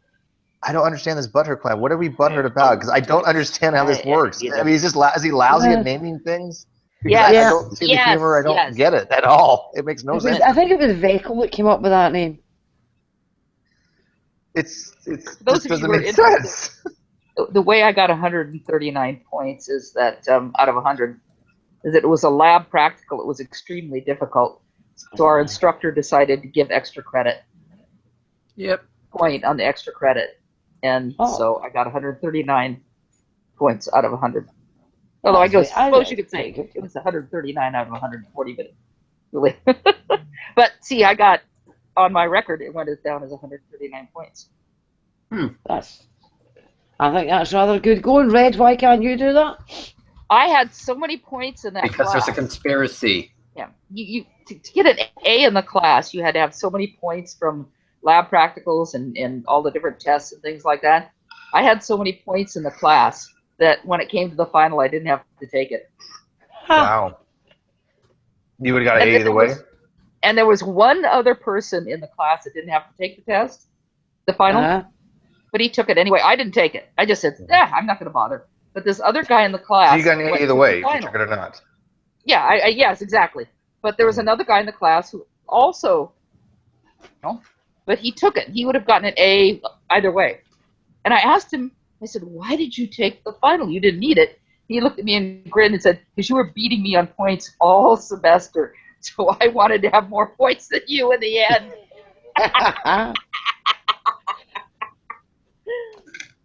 Yeah, it's pretty funny. I must admit that I think some of the in-class competition certainly makes you try a lot harder. Oh yeah, absolutely. Oh, it does. This guy and I had a ball. I remember I used to like to be number one in the class. I enjoyed it. I was number one in my English class. I was number one in my Spanish class, and I don't know how. I wasn't that good at it. But yeah, so I mean, English was only 2 A's. It was me and a white girl.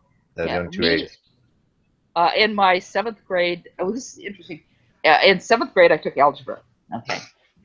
And in my algebra class was a girl named Rosie Gonzalez. And Rosie Gonzalez was Mexican American. The name kind of gives it away, but I was 12, she was 15. Because in that particular part of town, there were a lot of people who were Mexican Americans who just basically bided their time until they could drop out at 16 and then go out and get a job. That's just the way it was. But Rosie turned out to be really good at algebra.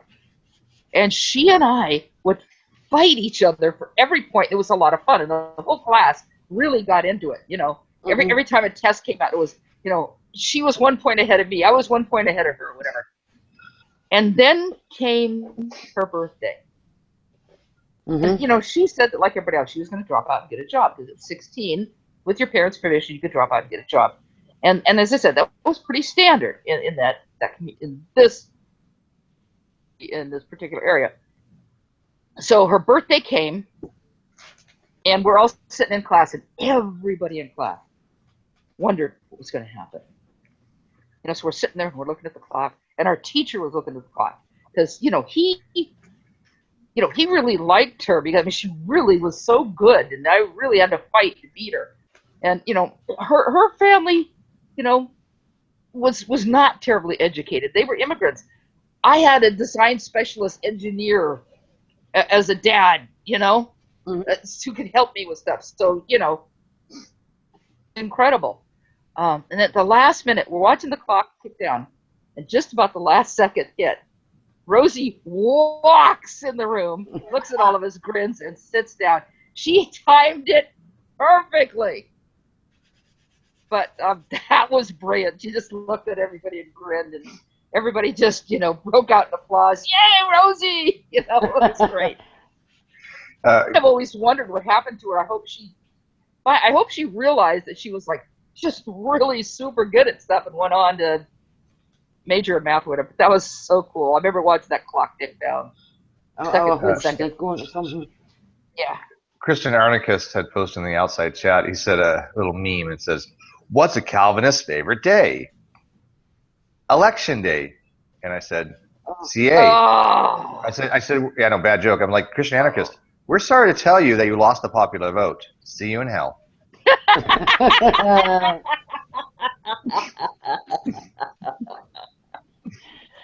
Snap, baby. Oh, dearie me. I'm not doing well. What are you doing so late? It's, oh my God. I've not been very well. The last 2 days, I really haven't been too good. That's why I've been so quiet. Contrary to Ronnie's claims that I'm hiding in shame because I had to admit he was right. Oh god, that's funny. Oh my god. Oh, That's no, I mean it's, that's a triple facepalm moment. It's like yeah, it's just I've not been very well, so nothing serious. I hope. Yeah, well, I've been kind of quiet because I'm kind of achy. We have a change in weather coming. We're expecting, this is shocking, absolutely shocking news. We're expecting rain tomorrow night. Ooh. You're expecting? You're pregnant? Yeah, right. That would be a miracle. That would be shocking news. Yes, it would be. Was not this morning the most beautiful weather you've ever seen? I know you're a little bit further up north, but was it gorgeous this morning? Yes, yeah. And tomorrow, temperature was amazing. Tomorrow night we're expecting rain. We are. And it's supposed to rain all day Friday. How much? Ooh. Well, no, it's only we have a 30% chance of rain tomorrow night. But the weather system only goes as far down as Monterey Bay where I am. So not coming anywhere near you, Steve. Yeah, when most women don't. Oh, even the weather. Oh, I'm sorry. You said you're not coming near me. Whereas poor Reds is already up to his tokies in water. Yeah, and even if it goes down a little bit further, it still won't come anywhere near you. And by the way, Red, I was really worried about you. He's disappeared. I really was quite worried about him and everybody else that was in that area. One nice thing on Facebook is they had a check-in. So anybody that you were with Facebook friends with who is in the hurricane area, if they would check in and say, I'm fine, and it would automatically tell you that so-and-so is fine, so-and-so is fine. So I got a whole bunch of messages. I was managed to get a webcam that was working at Daytona Beach and clicked onto it. It was one of those ones that you had to hit the button every 30 seconds to reload because they would only let you watch for 30 seconds. And so you would lose a lot of stuff while it was reloading. But it was good enough for me to see the storm surge come ashore. And it was frightening, that storm surge. All right, I'm back. What did I miss? I'm talking about you. I was saying how worried I'd been about you. Oh. Yeah. We're expressing concern for your well-being. Yes. What did I do? We want to make sure you didn't get blown away, and not in the way that you were thinking of. Yeah. Oh, not in the way that we kind of pictured you swimming, Yeah. Oh, and okay. more to the point, did the car survive it? Oh yeah, the car survived just fine. My roof was a little worse for wear though, but yeah, it was pretty. Most of it went to the other coast. It mainly fucked up Miami, but in all fairness, fuck Miami. And it went all the way up the East Coast, and I'm on the West Coast of Florida. So we got the arm of the hurricane. Yeah. And when the arm came through, it brought in bands of rain and then mainly clouds and wind. And there's a tree above the corner of my house, and it kind of collapsed. And so it got the corner of my house, so that's going to be repaired tomorrow. So, but the car's all right. Oh, yeah, the car's all right. Because my main worry was the car. Oh, I see how it is. I never really realized that the little ads that come up sometimes are somehow linked to like your metadata, like tags. Like because this isn't a coincidence. The ad that's on that just came up for me when I refreshed. Look at my likes if they went up. Is all DNA. It's all DNA sequencing is not equal. Discover the difference. At Genome search or Genome research. So it must have picked up the keyword DNA. There's a gizmo. There's a wee gizmo, right? I'm trying to think what size it is. It's a bit beyond size, right? That, right? Yeah. And it's called a min ion, right? And it's this wee thing, and you put this tiny wee sample on it, and it basically spits out a DNA sequence. That's how quick it is. Right? The cartridge to do it is about 400 quid a pop. But it can spit out a sequence so quickly, it's unreal. Wow. And the time it would take to do the human genome is minuscule. But anyway, it's called a min-ion. But spell that out. So you can imagine what it's now called. It's a minion. Yeah! And you know the image in my mind right now, don't you? Exactly. So I have a plan. Is that the nanopore? I think so. So I have a plan. My husband's lab has just taken delivery of one. He is the keeper. Currently, he is the keeper of the minion. And so I'm going to get my sewing machine out, and I'm going to make it a little yellow jersey and a little pair of blue dungarees, so they can dress it. I just love it. So yeah, he is officially the keeper of the minion. I love that. I don't know why, I just do.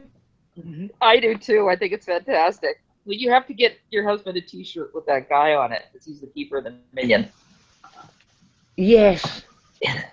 It's just, I just love it. Whoever thought up the name for it. And of course, I said to him, how long was it between it arriving and it stopping being a min-ion and becoming a minion? And he said about 3 minutes. So that's it. It's now christened the Minion. I love that. Because I like minions. I want a minion. That's Yeah, and what how long did it used to take to do a full sequence? Oh, for goodness Weeks? sake. Was it weeks or days or? Well, Years. Years. How far back are we going? If we go back to the great big giant polyacrylamide gels, it could take you 4 days to get 150 bases read. And this is also one of the reasons that some of our creationists just do not understand the science. Yeah. Because they don't understand that it wasn't that long ago. It took years to get a complete genome. I remember when everybody was really, really excited. Well, of course, I raised poultry at the time, because they did the chicken genome. Wow, how exciting! Because some of the first genomes that were sequenced were those of domestic animals, because chicken. I remember that when they did the turkey genome, that was exciting. Yeah, because these are and of course, important financially. We went for bacteria and bacteriophages because they had much smaller genomes. But I mean, even in the days before PCR, you were cuddling in the dark. Yeah. Oh, you're not even that old, are you? I remember the days before PCR. Yeah. I remember when the came up with PCR. Kerry Mullis. No, so let me ask you this: in the early days, I mean, go back to like the first even course you ever took, and you're like, okay, I don't even have to spell biology. From that point to now, I mean, are you just amazed at the amount of technical advancements we've gotten in that field? Oh yeah. Because I can't do it with biology. I have to compare it with. I can do it with computers and go, oh my god, yeah, computers back in the early '70s. Which I do remember some of them, mid '70s. See, I gotta say, Steve, that's really not even a fair comparison, because back in the '70s, especially like the later '70s, you could have predicted a lot of the miniaturization and the scale up factors in computer science. A lot of people may not have, but if you were smart, you could have, right? Sure, possibly. Okay, now I remember punch cards.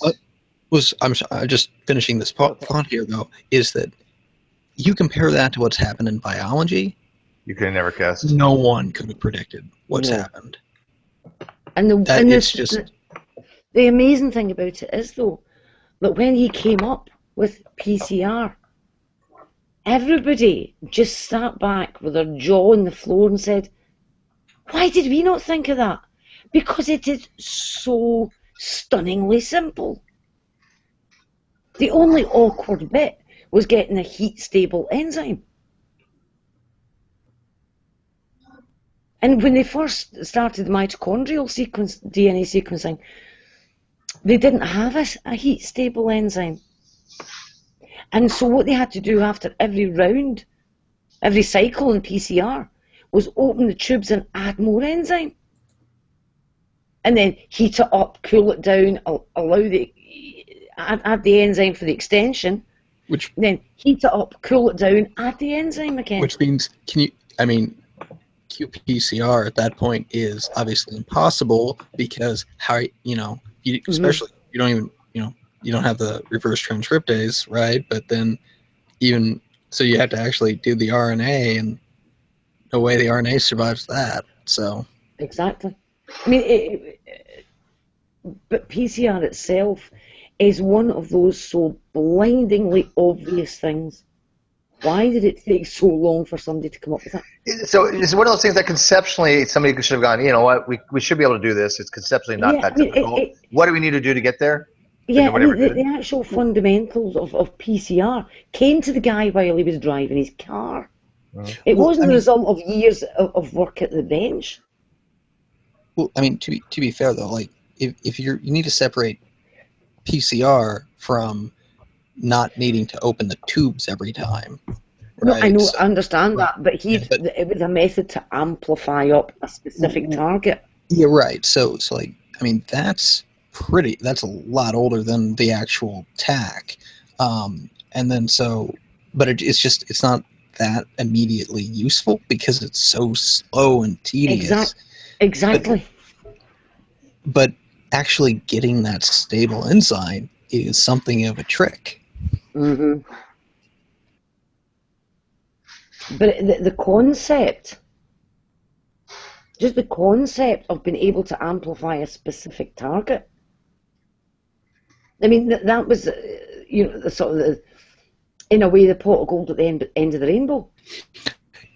Honestly, the thing that really amazes me is, PCR. That's obvious how that works. But the process of actually making the oligos to do PCR, right? Mm-hmm. That's a fascinating thing in and of itself. I mean, because it's not difficult conceptually, but I mean, your quality control has to just be so insanely high. Oh yeah. I mean, when I was doing my PhD at Warwick, I think it ended up in the virology lab, or one of the virology labs, because they had space for it. But they got an oligo maker because the amount of money that would be getting spent on oligos would be ridiculous. I mean, that the postgrad and postdoc population at Warwick was 250 people.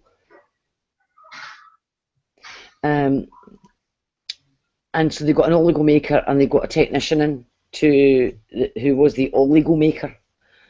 And rather embarrassingly for all of us, my friend was in the virology lab, so I spent a lot of time in there as well.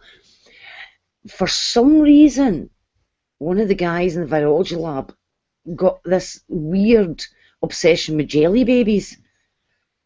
I don't know why. So we started putting jelly babies all over the place. In his lab coat pockets, in his drawers, all over his bench. And we stuck jelly babies all over the oligo maker. Just as the company reps came in to see if the machine was still working. There's all these jelly babies stuck all over it. We get into trouble for that. I don't know why it was jelly babies, but the guy was just obsessed with jelly babies. Especially the green ones. We call them gummy bears. No, well, these were jelly babies. And he had this... I can't... It was something to do with jelly babies that were pushing the bands on his gel down to the correct size. Except on Tuesdays, because they were too busy riding purple giraffes or something. Is jelly babies? Is that like a candy? Yeah. I think that's what the non-Americans call gummy bears. Yeah, well, no, but they're actually in the shape of babies. Like you eating babies? Babies, oh. Yeah, I don't want to eat candy shaped like the shape of a baby. No, I mean, and the there's thing is, nothing wrong with a good baby cheek every so often, but I mean, candy, no. yeah, but the thing is, what do? Do you bite off the legs first or the head? Sure, let's go with that. But anyway, I think he was stressed at the time. And he was absolutely convinced that if he ran a gel on a Tuesday, it wouldn't work because the jelly babies weren't there to push the band down the gel. There's quite a few people that would, when they were doing the PhDs, would have some sort of weird episode. It's very stressful. And especially in a place where there are so many postgrads and postdocs. You've got a big population there, and they're all doing their own projects, and you've got to keep up with them. And when you're a brand new wee first year PhD student, it's so intimidating because everybody, all these people, are so much further ahead than you are, and wow. Huh. All right, so let's see. Looking through these. Gummy bears. Oh, I looked up your little minion. I put a link over here. It's a cute little thing. It really does look like a minion. It's cute, isn't it? Yeah, it's a cute little thing. You put it on its end, and it does look a lot like it makes a perfect minion. So that little thing can do sequencing. Yeah, that little thing, and isn't that incredible? Wow. Yeah. Pocket-sized minions. Yeah, I know. What's the, Fiona, do you know what the read length on that is? It just went flashing by me there. It says something about long read lengths. It's quite. I know it's quite long, but hold on, I'm pulling it up now. I'm trying to. Here we go. The Oxford nanopore system processes the fragments that are presented to it rather than generating specific read lengths that are limited by the reading chemistry itself. The longest read reported by a minion user to date is more than 200 kilobases, reflecting the length of that DNA fragment. But it can process the user-controlled distribution of fragment lengths generated during sample preparation. Yeah, there you go. Which is quite a lot better than the 200 max on Illumina. 200,000 base pairs. Yeah, it's about 1,000 times better. How do we have the technology to do this? This is like science fiction shit. So they've got this tiny little pore that's embedded in a membrane that the DNA can travel through, and if this is the one I'm thinking of, each base basically affects the electron density in that pore slightly differently, and that creates sort of a little electrical current in the membrane that's a little different for each base. Mm-hmm. And that gets picked up by the detector. So as the strand works its way through, the current changes on the membrane, and that gets recorded, and it can then, figure out how it was changing to figure out what the different bases were. Mm-hmm. It's just, I'm just having a look for the sensitivity must be to change the ionic current from C, A, T, and G. It's got to be minuscule amounts. I mean, microamps at best. I mean, how much current change can you have? I mean, difference. I mean, it's to have that kind of sensitivity is just unimaginable. Oh, for goodness sake! They've got another one that's even smaller in development called a smidgen. And smidgen. Understand that sort of new movie's coming out. Intrinsic in this is that it's picking up the current from a single strand at a time, right? So it's not like it's got 15 of the identical strand going through 15 different pores all at once. That you can't get that to happen. So instead, what do you have happen? You have one strand at once, and that's it. Mm-hmm. Stunning, absolutely stunning. There's another one coming out, though. There is another one coming out. Oh, wow. You know, I was reading though about a group that was working on a mass spec based sequencing technology, and if they can get some of the things worked out on that, it'll be faster than this by far. You know, basically they're knocking off one base at a time. It's sort of similar to this in that you're feeding through a strand, but as the strand gets fed through, they knock off a base, and then they do, you know, mass spec on it, so they can distinguish that way. And their read rates were just phenomenally high. Well, see this smidgen that's coming out. It's going to be designed for use with smartphones or other mobile low-power devices. So you just has. When would you need to do that on the fly like that? So that's all well and good, but if you're talking about a $400 cartridge, that's not terrible. Who would use it? I mean, when would you need it? I'd maybe think about it. Look at as they point out, potential applications may include remote monitoring of pathogens in a breakout or of infectious disease. True. The on-site analysis of environmental samples. Real-time species ID for analysis of food, timber, wildlife, or even unknown samples. Still talking about gummy bears. Now, if they can make the thing reusable, that would be really impressive. I looked up a review for gummy bears. Jesus Christ! Rez is lost in his talk. He's like, "What sequence? What? The sugar-free ones. DAANA. What? Never have I heard that a handful of sugar-free gummy bears could cause a catastrophic meltdown inside your body. In fact, I believe they were all lies and rumors. I stand corrected. Oh God, do I stand corrected. Never in a short life have I ever lived or have I ever suffered something beyond the fabric of time itself. Never have I dreamed that innocent, sugar-free, loving child cold cause. Never have I dreamed that such an innocent, sugar-free love child could cause such malice and mischief. Never have I pondered the thought of utter misery and regret. These beautiful colored faces of lies and trickery have most certainly come from Satan's goodie bag and keep locked away in Pandora's box. They should have stayed there. My first impression with these sweets was that they were beautiful and yummy. None of us believed that these terrible rumors.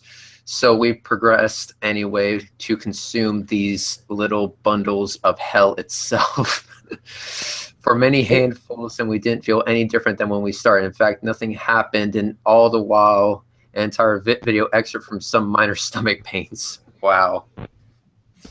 10 minutes after, I heard a horrific sound coming from the depths of my stomach, like a loud drum that gets hit every 5 seconds. A perfect tempo it was. Then the tempo increased, as did my sweat leaking off of my body. Then it hit me very hard, like 2 tiger tanks turning over me till I was the flattest roadkill you have ever seen. The toilet seat was cold, but not for very long. The first phase was rather simple, clumpy, but still managed to be solid through the entire run. Phase 1 ended with one push. At first I found this all quite funny and amusing. My attitude changed quite quickly. Then phase 2 hit. Oh boy, it was long, very gooey throughout, and very less solid.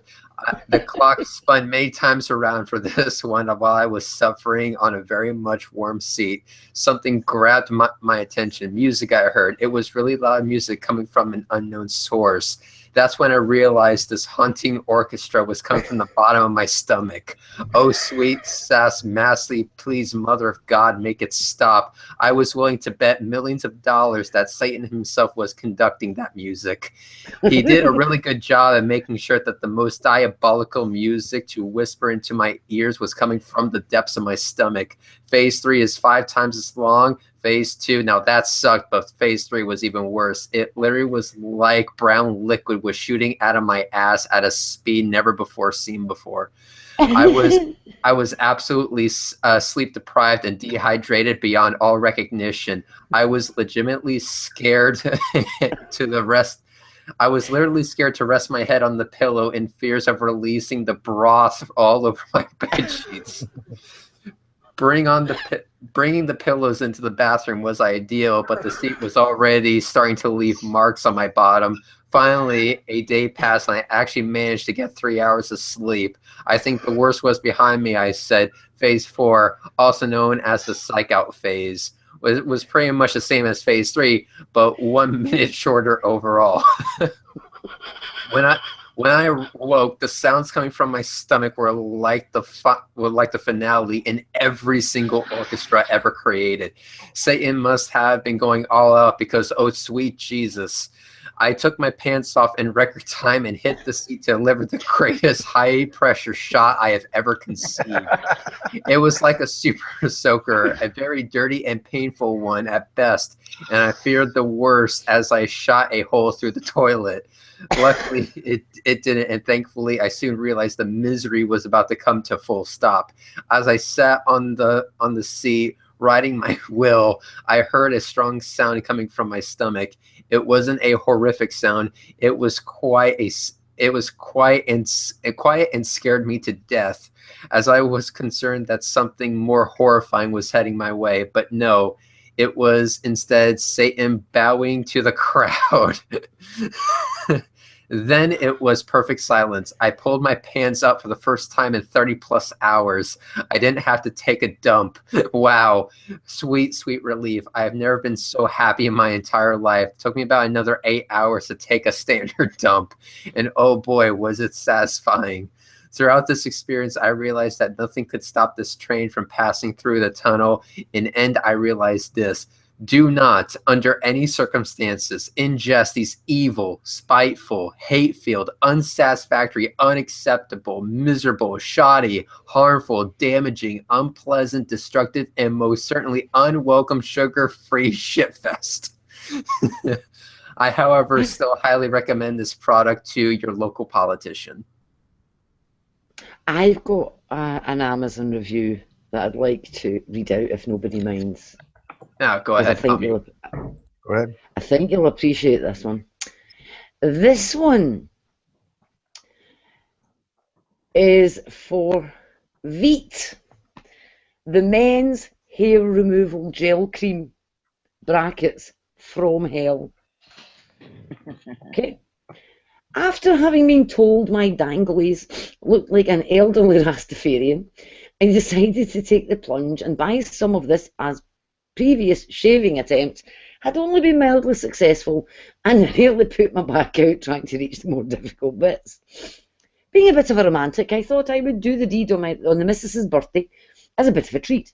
I ordered it well in advance, and working in the North Sea, I considered myself a bit above some of the characters writing the previous reviews and wrote them off as soft office types. Oh, my fellow sufferers, how wrong I was. I waited until the other half was tucked up in bed, and after giving some vague hints about a special surprise, I went down to the bathroom. Initially all went well, and I applied the gel and stood waiting for something to happen. I didn't have long to wait. At first there was a gentle warmth, which in a matter of seconds was replaced by an intense burning and a feeling I can only describe as like being given a barbed wire wedgie by two people intent on hitting the ceiling with my head. Religion hadn't featured much in my life until that night, but I suddenly became willing to convert to any religion to stop the violent burning around the third tunnel and what seemed like the destruction of the meat and true veg. Struggling to not bite through my bottom lip, I tried to wash the gel off in the sink, and only succeeded in blocking the plug hole with a mat of hair. Through the haze of tears, I struggled out of the bathroom, across the hall, into the kitchen. By this time, walking was not really possible, and I crawled the final yard to the fridge in the hope of some form of cold relief. I yanked the freezer drawer and found a tub of ice cream, tore the lid off and positioned it under me. The relief was fantastic, but only temporary, as it melted fairly quickly and the fiery stabbing soon returned. Due to the shape of the ice cream tub, I hadn't managed to give the starfish any treatment, and I groped around in the drawer for something else, as I was sure my vision was going to fail fairly soon. I grabbed a bag of what I later found out was frozen sprouts and tore it open, trying to be quiet as I did so. I took a handful of them and tried in vain to clench some between the cheeks of my arse. This was not doing the trick, as some of the gel found its way up the chocolate channel, and it felt like the space shuttle was running its engines behind me. This was probably, and hopefully, the only time in my life I was going to wish there was a gay snowman in the kitchen, which should give you some idea of the depths I was willing to sink in order to ease the pain. The only solution my pain-crazed mind could come up with was to gently ease one of the sprouts where no veg had gone before. Unfortunately, alerted by the strange grunts coming from the kitchen, the other half chose that moment to come and investigate, and was greeted by the sight of me, arse in the air, strawberry ice cream dripping from my bell end, pushing a sprout up my arse while muttering, "Ooh, that feels good." Nice. Understandingly, this was a shock to her, and she let out a scream, and as I hadn't heard her come in, it caused an involuntary spasm of shock in myself, which resulted in the sprout being ejected at quite some speed in her direction. I can understand that having a sprout farted against your leg living at night in the kitchen probably wasn't a special surprise she was expecting, and having to explain to the kids the next day what the strange hollow in the ice cream was didn't improve my status. So to sum it up, Veet removes hair, dignity and self-respect. And that's an Amazon review. Nice. That poor guy and his poor wife. I'm glad I was muted because I'm dying here. I mean, when you got to the sprout being ejected, it just And I like that bit though, easing the sprout up and saying, "Ooh, that feels good." It's one of the best reviews I've ever read on Amazon, with the exception of Wasp on the Moon reviews. Oh goodness, Wasp on the Moon reviews. Those are still the all-time classics. Yeah. Oh yeah. Well, there's that like tub of lube that has pretty good reviews. Do you remember that? It's like a like 50 gallons of lube. I'm gonna see if I can find it. No, seriously. And the 50 gallons. Yeah, it's like a 50 gallon, gallons. Barrel of lube. Yeah. Wow.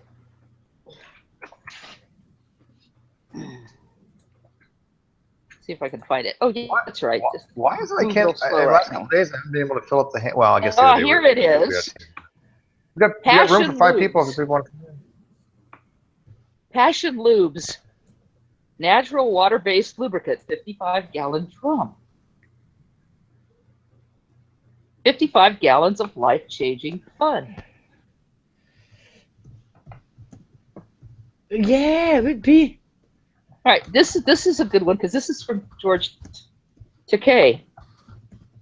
Brad and I will be Grand Marshals of this year's San Diego Pride Parade, and we were looking for just the right touch to add a bit of pizzazz to our appearance.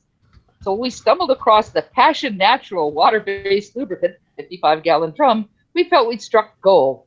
Just enough volume to soak an entire parade of spectators, and yet fits easily in our float. Double win.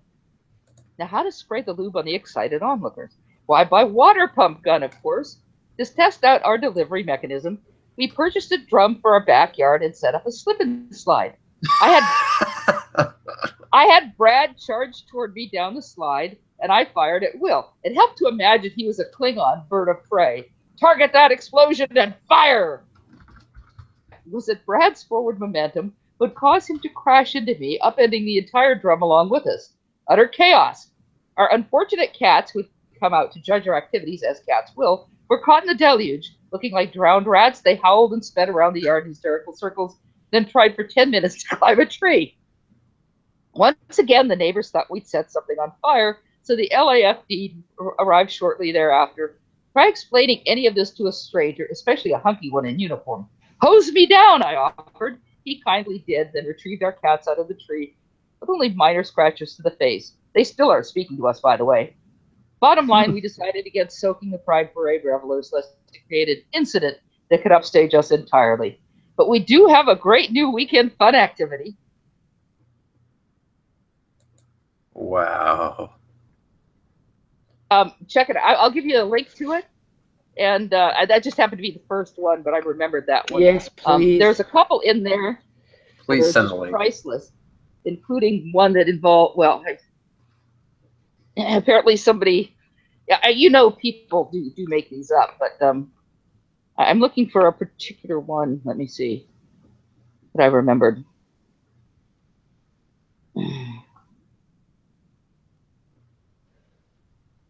Oh, this is it. Yes, okay.